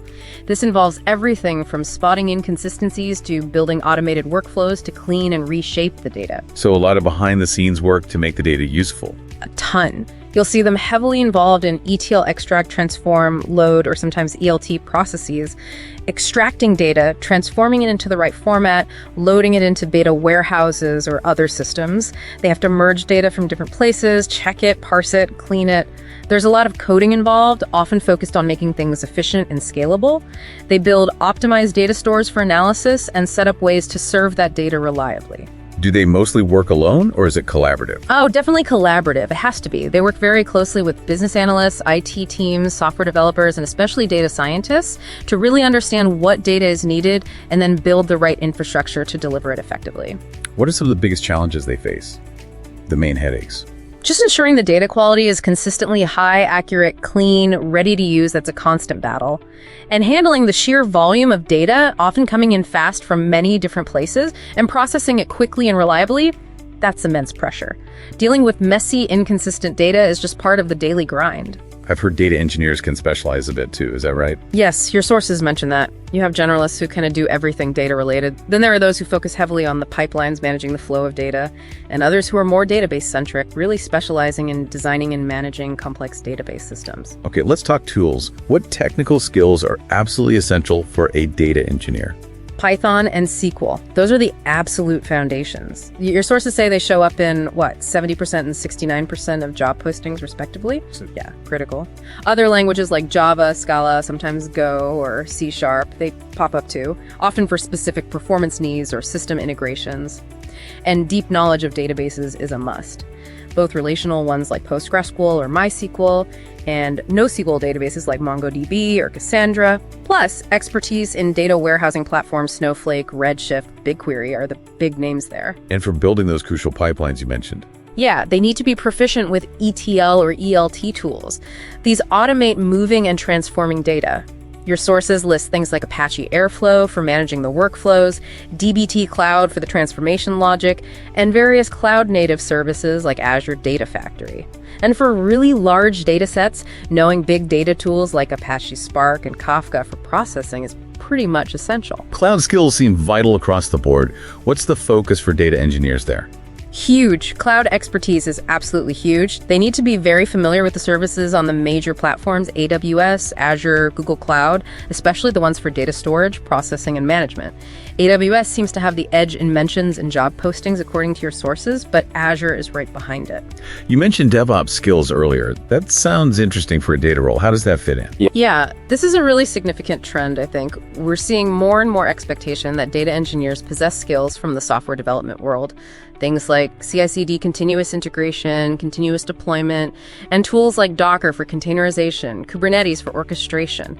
It's not just a nice to have anymore, it reflects this key insight. Data pipelines are being treated like critical software products. They need version control, automated testing, reliable deployment, all the best practices from software engineering. Gotcha. Are there other important skills besides the core coding and infrastructure stuff? Definitely. Data modeling, designing how data is structured efficiently. Data governance and security are becoming increasingly critical, protecting data, ensuring compliance with rules like GDPR. API and integration skills are needed to connect to various data sources. And interestingly, your sources suggest even data visualization tools like Tableau or Power BI are showing up more. It implies data engineers need to understand how the end users, the analysts, and business folks are actually going to consume the data they provide. The path seems pretty standard.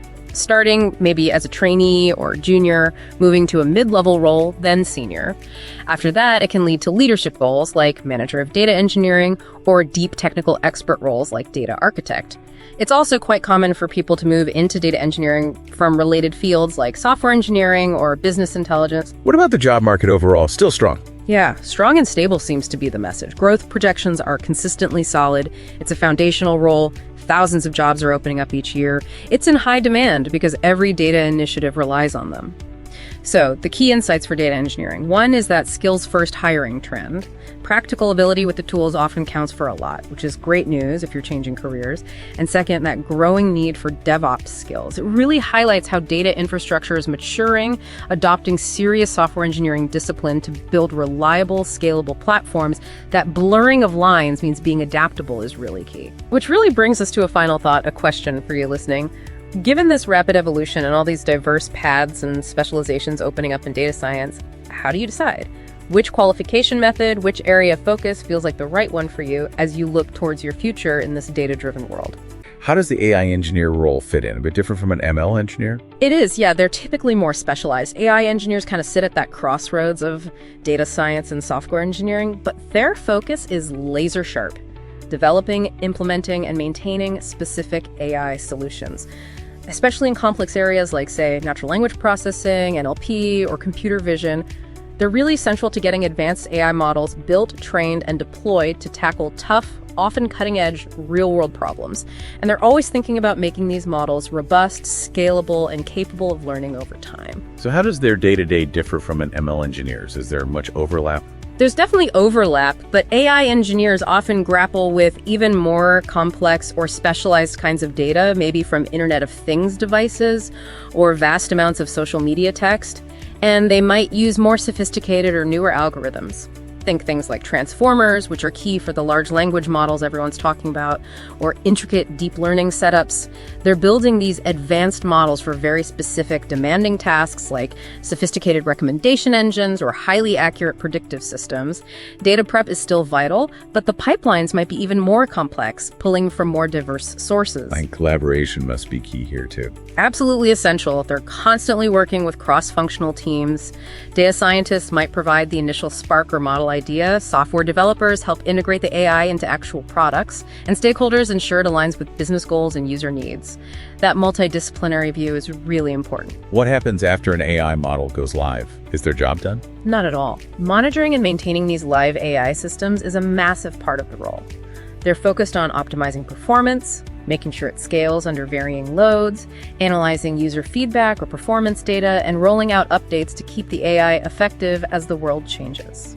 What are the unique challenges they really struggle with? Well, beyond the usual suspects like messy data or complex algorithms, a really critical challenge is that balancing act. Balancing peak model performance against real-world constraints. Things like, how much does it cost to run this thing? How quickly does it respond? Is it scalable? And increasingly, ethical considerations are huge. Ensuring fairness, protecting privacy, deploying smoothly without causing an unintended harm.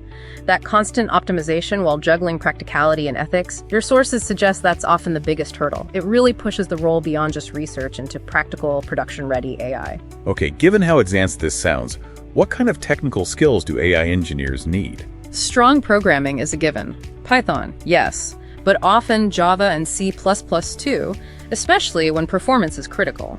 They need deep expertise in a range of advanced ML and deep learning algorithms.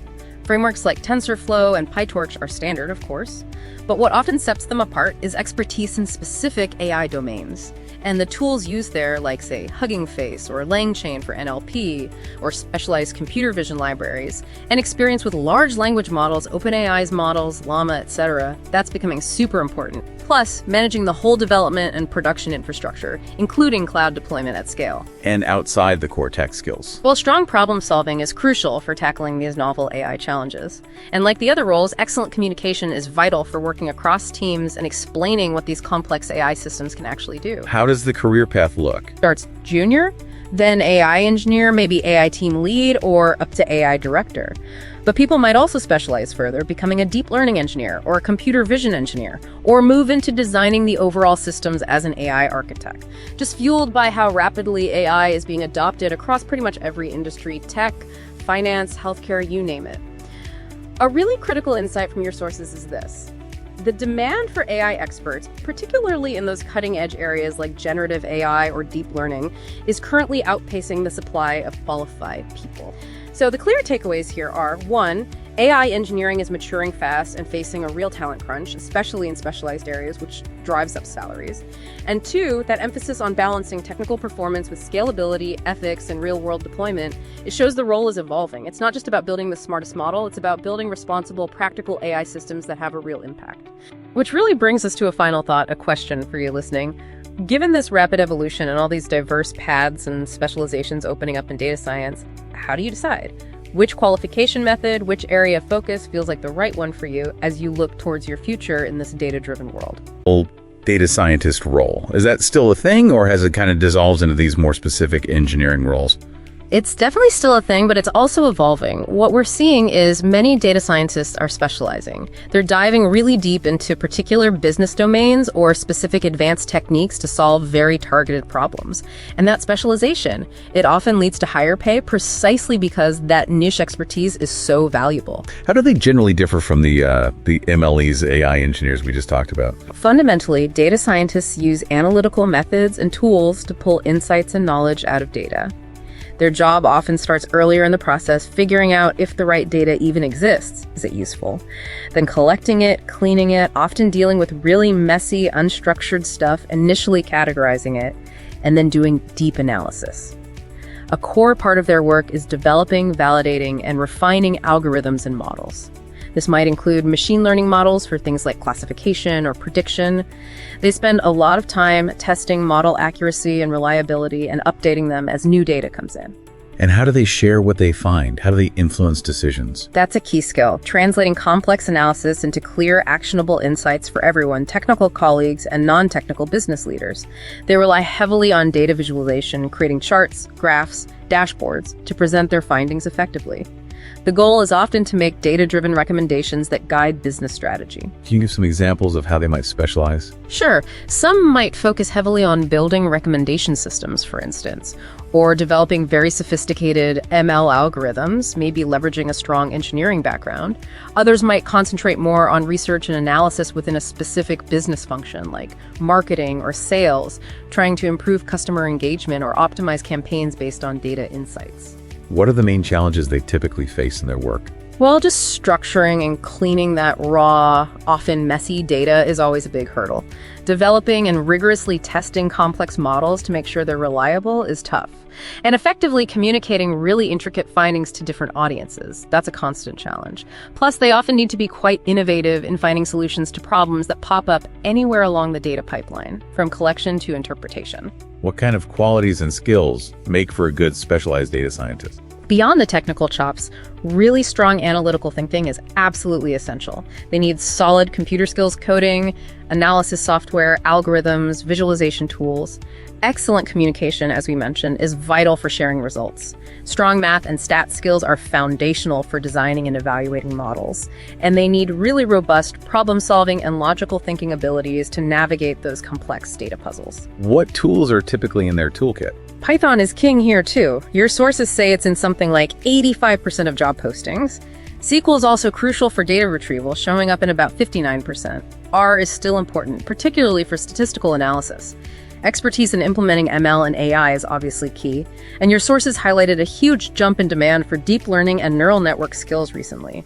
For frameworks, TensorFlow and PyTorch lead for deep learning, with scikit-learn essential for general ML tasks. And on the data handling and visualization side? Core skills definitely include data visualization itself, statistical analysis, and data mining techniques. For viz tools, Tableau and Power BI are very common, along with Python libraries like Matplotlib and Seaborn. They often need to work with big data tools like Apache Spark and handle both SQL and NoSQL databases. Cloud platform skills, AWS and Azure especially, are also becoming increasingly valuable for data scientists.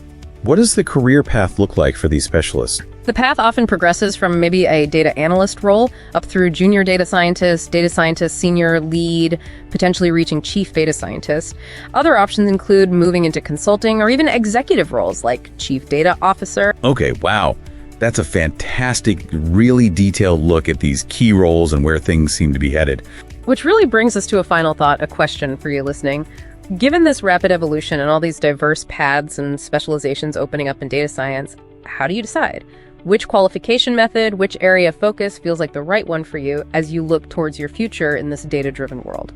So for someone listening, maybe wanting to break into one of these fields or perhaps level up, what are the ways in? How do you actually build these skills? Right. Navigating this definitely needs a bit of strategy. Your sources lay out, well, both the traditional academic routes and these increasingly important alternative ways to qualify, which is great news, especially if you're thinking about changing careers. Let's start early then. What about high school students? How should they prepare if they're interested in this? Yeah, building that strong academic foundation early on is just critical.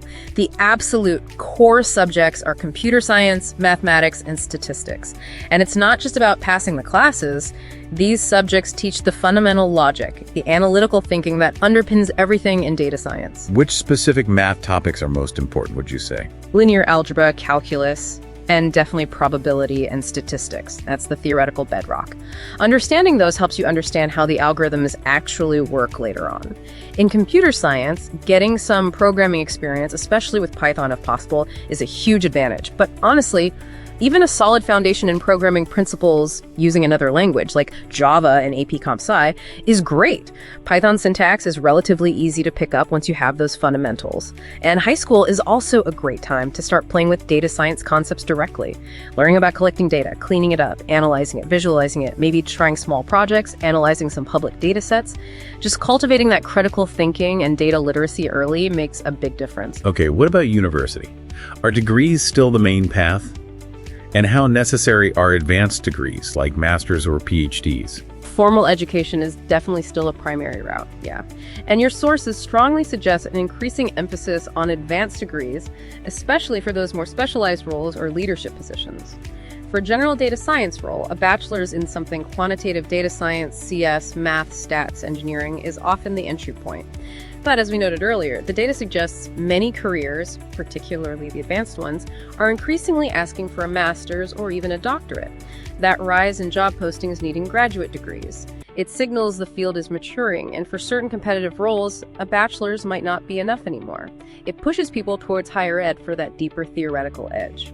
For a machine learning engineer, a bachelor's in computer science, software engineering, or something similar is usually the minimum. But again, a graduate degree often provides that extra depth and project experience that can fast-track you to senior roles and better pay.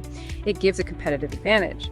For a data engineer, most entry-level spots need at least a bachelor's. CS, engineering, even business with a tech focus are common. Degrees specifically in data science or analytics, with coursework in databases, data modeling, big data, highly relevant. For moving up, a master's focusing on data systems, analytics, or an MBA with an analytics track is often preferred or even required for more senior roles. For an AI engineer, given the complexity, a bachelor's in CS or data science provides the foundation. But for really understanding AI principles deeply and tackling those cutting-edge challenges, a master's or PhD in AI, ML, or a related field is highly recommended, especially for research or highly specialized roles, and for those specialized data scientists. While a quantitative bachelor's is common, many of those high-paying specialist careers increasingly require an advanced degree. Master's programs in applied data science, AML focusing on areas like computer vision or NLP or business analytics are very relevant. And it's worth noting, some master's programs are specifically designed to help people transition from non-STEM backgrounds, too. Okay, but what if someone doesn't have that traditional academic background? Or maybe they're looking to switch careers entirely. Are there other solid options to get the needed skills? Oh, absolutely. This is where things like industry certifications and all the online learning platforms become incredibly valuable. They offer structured, flexible, and often very accessible routes to getting specific job-ready skills. This is particularly good news for career changers or people needing to upskill effectively. Tell me more about certifications. How much do they actually help? They can help a lot. Industry certifications act as a clear signal to employers that you possess specific, validated skills and knowledge they're looking for. Earning a respected certification, say from AWS or Google Cloud or Microsoft Azure, can really boost your marketability because it proves hands-on competence with their platforms. For machine learning engineers, cloud providers certs focused on ML are strong options, though some require prior experience. Certs from companies like Databricks also validate skills in specific ML tools and workflows. For For data engineers, again, cloud platform certifications are really popular. Microsoft Azure, Google Cloud, AWS all have them. Your sources also mention some beginner-friendly options, like a metadatabase engineer certificate or programs like IBM's data engineering certificate that are specifically designed for career changers, sometimes with no prior experience needed. For AI engineers, certifications range quite a bit. You've got introductory ones covering AI fundamentals, sometimes without even needing coding skills. Then there are more advanced ones requiring Python and diving into specific techniques or deployment practices offered by IBM, NVIDIA, and others. And for specialized data scientists, platform certs like the Azure Data Scientist Associate validate cloud skills. There are also project-based professional certificates and nano degrees on platforms like Coursera or Udacity, which are great for building a portfolio and proving you can use tools like Python and SQL effectively. Right. And what about online courses, those MOACs? There seem to be thousands out there. Yeah, massive open online courses, MOCs, are fantastic for flexible learning. Platforms like Coursera, EDX, DataCamp, Udacity, they offer courses and full programs, often from top universities or tech companies. For machine learning, you can find comprehensive specializations taking you from beginner concepts to advanced deep learning, usually with hands-on coding labs using Python libraries like scikit-learn, TensorFlow, PyTorch. For data science, there are tons of beginner-friendly professional certificates covering the fundamentals: SQL, visualization, data wrangling, intro ML, using tools like Python and R. Google and IBM have very popular entry-level programs. For AI engineering, you can find courses covering everything from basic AI concepts to advanced deep learning, NLP, generative AI, MLOps, often tied to specific cloud platforms or tools. And for data engineering, platforms like DataCamp and EDX offer structured paths covering SQL, database concepts, Python, big data tools like Spark and Kafka, and pipeline orchestration tools like Airflow. Many include practical exercises. That's great. Are there also good free resources people can tap into, maybe just to start exploring or go deeper on certain topics? Absolutely, tons. YouTube is actually an incredible source of high-quality free content if you know where to look.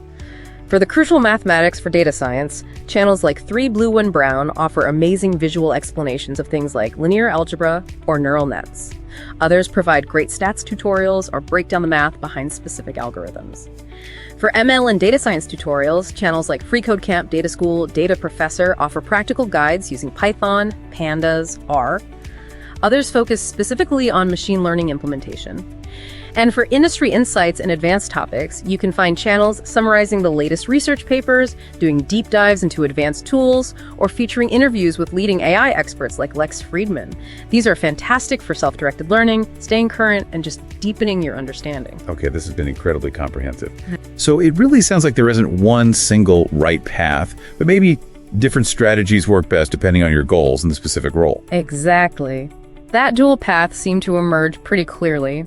You can aim for broad versatility, understanding and contributing across the data lifecycle, or you can choose to go deep, cultivating highly specialized expertise in one of those complex, in-demand AI subfields. Both are viable paths to success, but they might lead to different types of roles and earning potentials, especially right now with the AI boom. And that choice between being a versatile all-rounder or a deep niche specialist. Which really brings us to a final thought, a question for you listening. Given this rapid evolution and all these diverse paths and specializations opening up in data science, how do you decide? Which qualification method, which area of focus feels like the right one for you as you look towards your future in this data-driven world?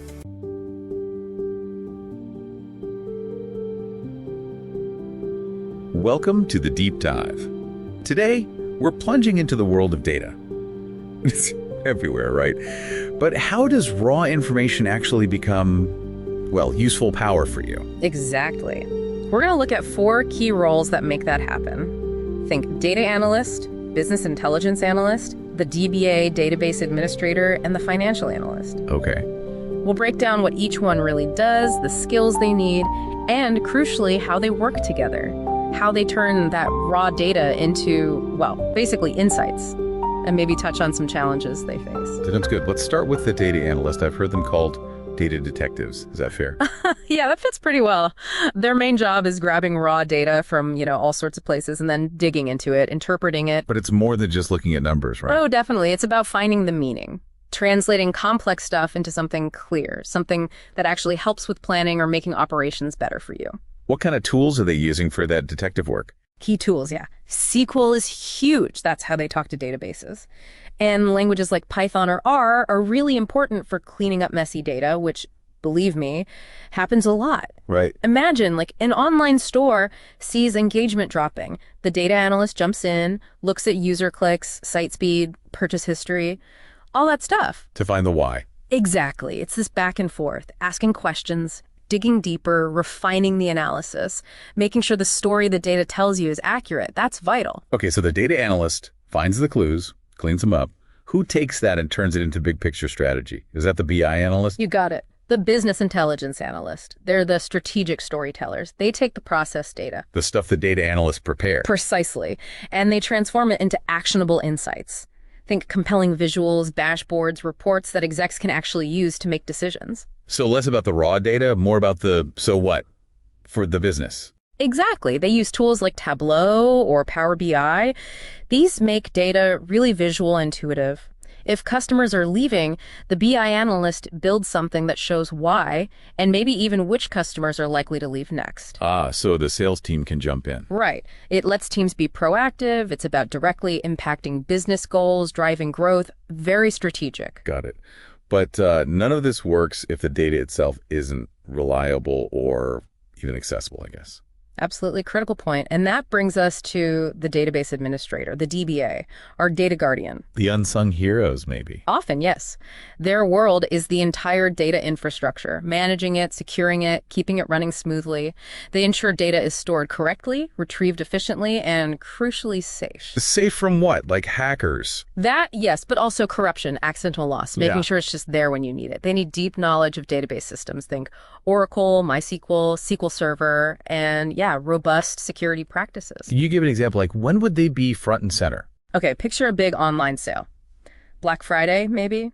Traffic spikes? If the database slows down or crashes. Disaster, right? Total disaster. Lost sales, angry customers. Exactly. The DBA is the one diving into server logs, maybe increasing connection pools, basically allowing more people in, optimizing queries, load balancing traffic. They prevent that outage or fix it fast. They make sure your data foundation is solid. Invisible, but essential. Okay, so we have clean data, strategic insights, and a secure foundation. Where does the financial analyst fit in? The market navigator. Right. They take all this good data and the BI insights, but apply a very specific lens. Money. Investment, profitability, financial health. So looking forward financially. Yes, very much forward-looking. They guide decisions on where to spend capital, investment strategies, navigating the market. They're often masters of Excel for financial modeling. Still Excel. Oh yeah, Excel is king in finance, but Python and R are making huge inroads for more complex analysis, especially if the financial data is messy or incomplete, which it often is. What's a typical challenge for them? Forecasting is a big one. Building, say, a 12-month financial forecast based on past data, but also factoring in market volatility, making smart assumptions. It's about translating economic trends and company data into smart financial plans for you. Okay, so let's tie this together. We've got these 4 distinct roles, but they don't work in isolation, do they? Not at all. They're deeply interconnected. It's like a chain, really. The DBA guards the treasure chest and keeps it organized. The data foundation. Right. The data analyst polishes the jewels inside, cleans, and prepares the data. The BI analyst arranges those jewels beautifully in the display case, makes the insights clear and actionable. And the financial analyst. They use the value of those jewels, the data and insights, to advise the king on how to invest his wealth wisely. For growth, for stability. That's a great analogy. And they must share some skills, too. Definitely. SQL often pops up across roles. Data visualization principles are useful for most. Problem solving is universal. Communication, huge for all of them. But it's their specific focus and technical depth that differentiates them. So the big takeaway is, this data ecosystem relies on all these parts working together smoothly. Absolutely. Effective decisions, the kind that really drive a business forward, depend on this collaboration. Each role brings a unique, vital piece to the puzzle. And thinking about the future, AI, machine learning, that's changing everything, isn't it? It is, yeah. It's automating a lot of the routine tasks, the data cleaning, the basic report generation. But that doesn't mean these roles disappear. It shifts the focus. Exactly. It frees up humans for the higher level stuff. More strategic interpretation, asking better questions, focusing on the ethics of data use, really connecting the dots between insights and real business value. So here's something to think about. With AI handling more of the data grunt work, what new, really complex problems will you be able to tackle? What strategic frontiers can you explore when your focus shifts upwards? Okay, let's get into it. We're doing deep dive today, really aiming for, total mastery of the core ideas in machine learning, AI, ML, DL. The goal is to get you up to speed fast so you can confidently follow pretty much any technical chat on the topic. Right, and to get that solid footing quickly, it helps to start with the hierarchy.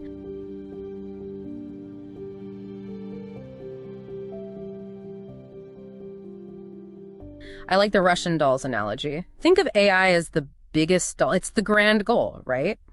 Creating intelligent systems. Okay. Then nested inside, you've got ML, machine learning. That's the main way we're actually doing AI nowadays.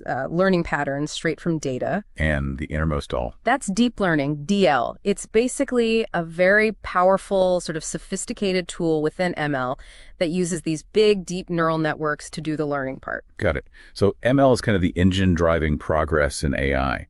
And its big contribution is finding these complex patterns, and this seems crucial, being able to generalize them, to apply them to new stuff it hasn't seen. Exactly that. Generalization is absolutely key. And how it learns those patterns, well, that really depends on the data you give it and the kind of feedback it gets. Our mission, to cut through that jargon, we're focusing on the hierarchy, the key trade-offs, and the why behind it all. Exactly. We want to give you that mental map you need for mastering generalization.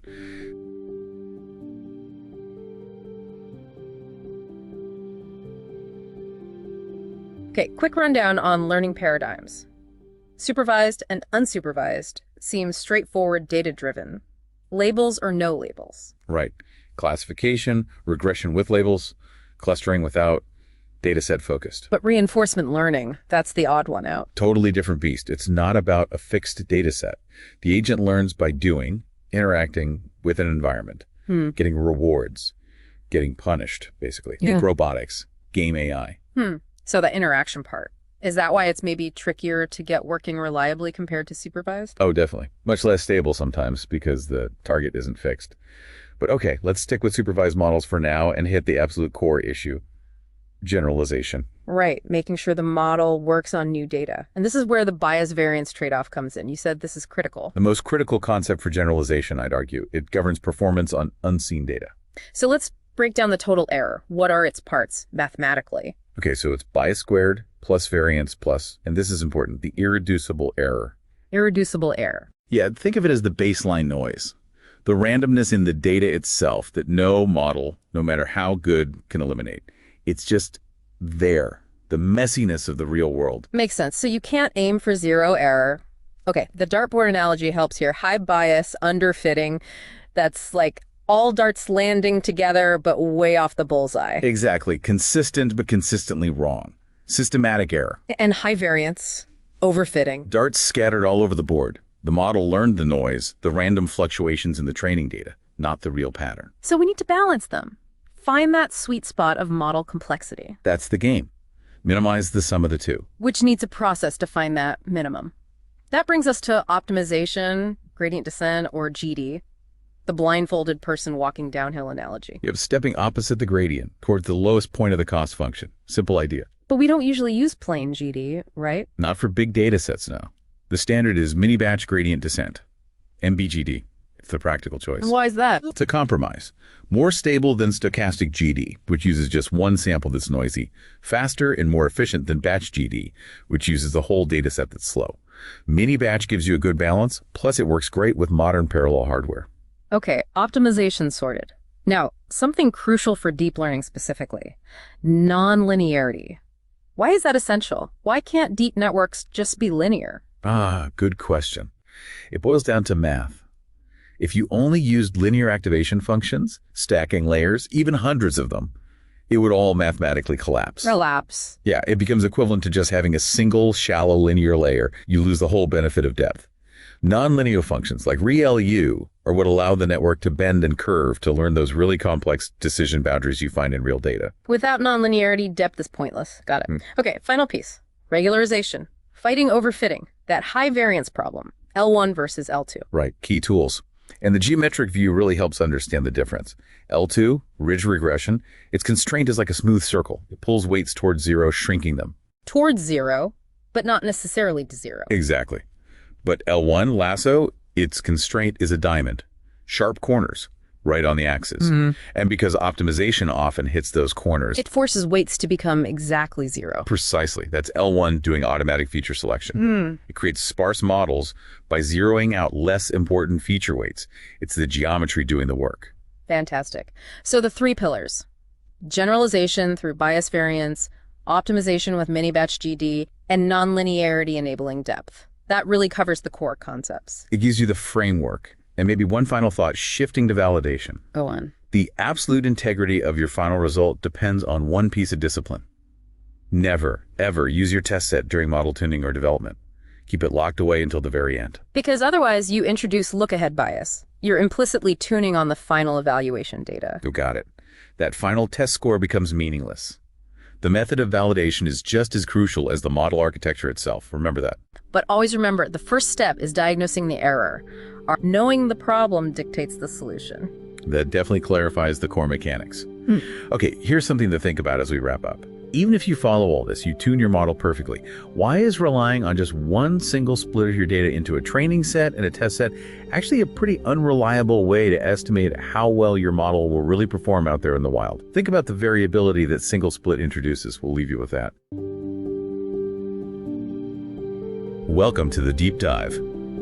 You asked for a closer look at intermediate data science concepts, so we've gathered the sources. Yeah, and today our mission is really getting into the nitty-gritty, the mechanics behind stability, generalization, and reliable evaluation in machine learning. Exactly. We want to unpack some of the secret sauces, like how we actually train these super deep networks or avoid misleading results. We're definitely moving past the basics.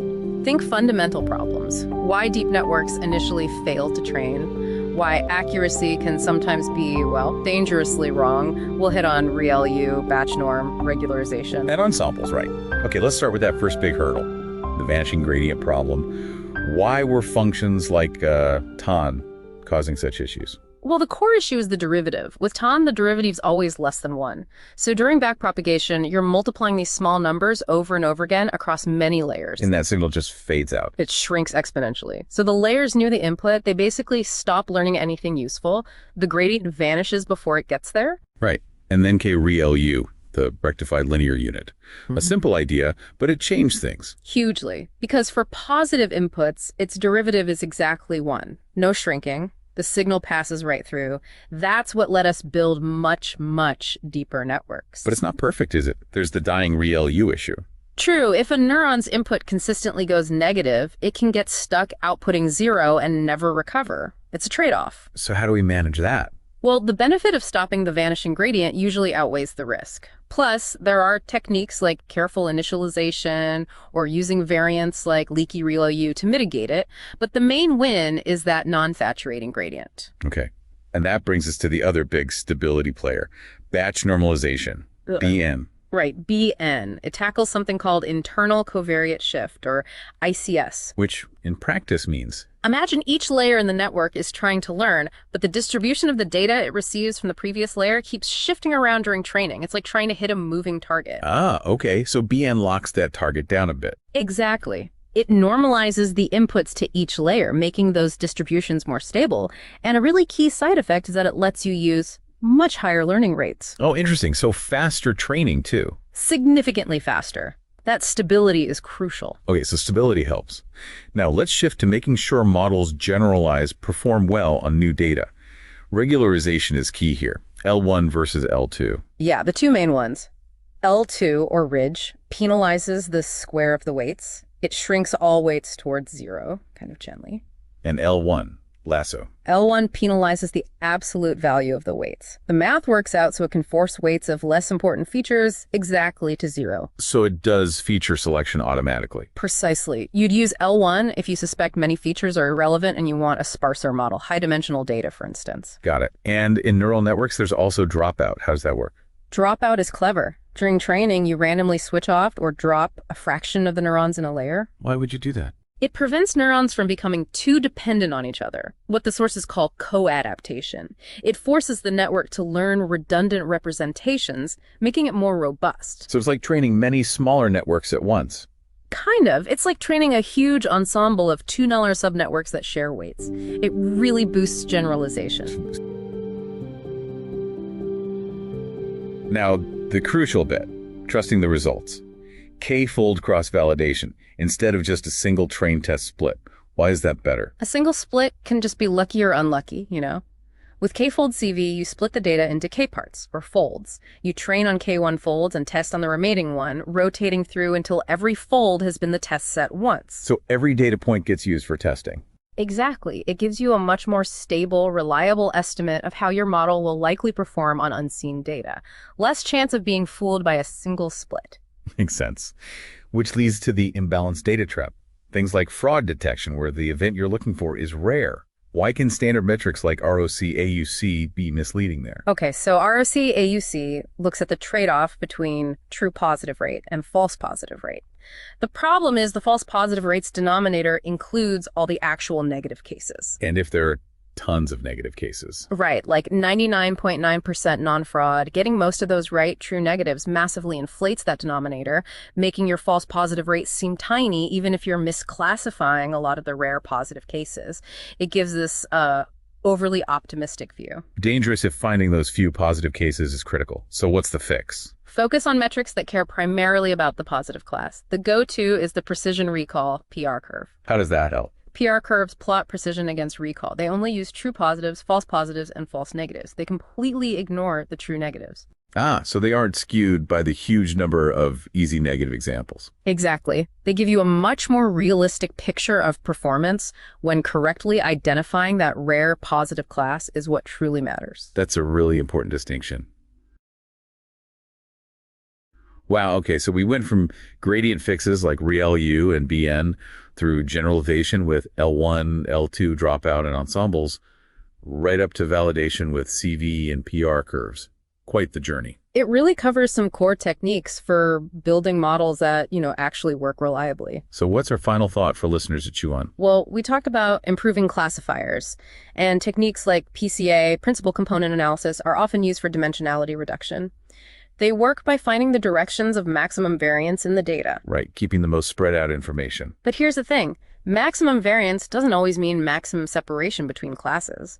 What if the crucial information that distinguishes Class A from Class B actually lies along an axis with very little variance? So maximizing variance might actually throw away the most important classification signal.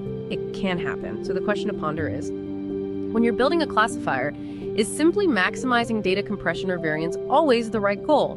Or do you sometimes need methods that explicitly look for separation, even if it's not where the most variance is? Welcome to the deep dive. We're skipping the intros today and jumping straight into some pretty advanced stuff in data science theory. The goal here is to get beyond just the definitions you see everywhere and really dig into the core ideas. Yeah, we're going to look at some fundamental model types, maybe bust a few myths about how deep learning optimization actually works, and talk about the engineering needed to keep these huge models stable. Okay, so let's kick things off right at the foundation. This split between generative and discriminative models, it sounds like it's all about probability. Exactly. It boils down to what part of the probability puzzle they're trying to solve. So a generative model, it's ambitious. It learns the whole thing, the joint distribution PXY. Meaning it learns how the data features X and the labels Y occur together. Precisely. And because it understands that relationship, it can actually generate new data points. Think like Janins creating images or VAEs. It's building a model of the world, essentially. Okay, so world builders versus, what's a discriminative approach then? Discriminative models are much more focused. They only care about PYX. The probability of the label given the input. Right. All it needs to know is, okay, I see this input X, what's the chance it's label Y? It's purely about distinguishing between classes, not generating them. Think your standard deep classifiers. And this choice, it affects the kind of loss function you'd use. Like cross-entropy gives you actual probabilities. Yeah, cross-entropy loss aims to give you calibrated probabilities outputs that actually reflect the true likelihood, PYX. But then you have things like max margin loss, like in SVMs. Right, Mahun's loss. Exactly. That one doesn't really care about probabilities being perfectly calibrated. It's all about pushing that decision boundary as wide as possible, maximizing the margin. So it's sacrificing maybe some statistical nuance for just raw classification robustness. You could put it that way. It's solving a slightly different problem, boundary maximization, not probability estimation. Both useful, just different goals. Okay, that distinction makes sense. But when we actually try to train these deep models, things get messy. Yeah. Which brings us to maybe the biggest myth when I'm training a model. Think of the loss function as this incredibly bumpy, complex terrain you're trying to find the lowest point in. Without batch norm, it's full of sharp cliffs and really unpredictable slopes. You have to take tiny, careful steps, a small learning rate. Okay. Batch norm essentially sands down those cliffs. It improves the mathematical properties like Lipschitzness and gradient smoothness. This lets you take much bigger, more confident steps. So you can crank up the learning rate without the training exploding. Exactly. And that drastically speeds up convergence. It's about enabling faster training by making the loss surface easier to navigate, not primarily about fixing shifting distributions mid-network. Fascinating. So we engineer stability there, but then there's this other thing that seems to break all the rules. Yeah. Double descent. Right. This one's really counterintuitive from a classical stats perspective. Yeah, the idea that test error goes down, then up as the model gets complex enough to fit the data, but then it goes down again when it gets massively over-parameterized. That's the one. It peaks right at that interpolation threshold where the model just fits the training data perfectly, and then, yeah, performance gets better again as you add way more parameters than you seemingly need. Why does that happen? It feels like massive overfitting should just keep getting worse. It's a super active area of research, but the leading idea is that in this highly overparameterized regime, the optimization algorithms we use, like SGD, have an implicit bias. They tend to find flatter minima in that vast loss landscape. Flatter minima, meaning solutions that are less sensitive to small changes in the input. Sort of, yeah. These flatter solutions tend to generalize better, even though the model has enough capacity to memorize every single training point, including noise. So using huge models isn't just okay, it might actually be beneficial because optimization finds better generalizing solutions within them. Wow, okay. That explains a lot about why people use such enormous models. Yeah. Let's shift gears slightly to deliberate engineering for stability. The transformer architecture is a great example, right?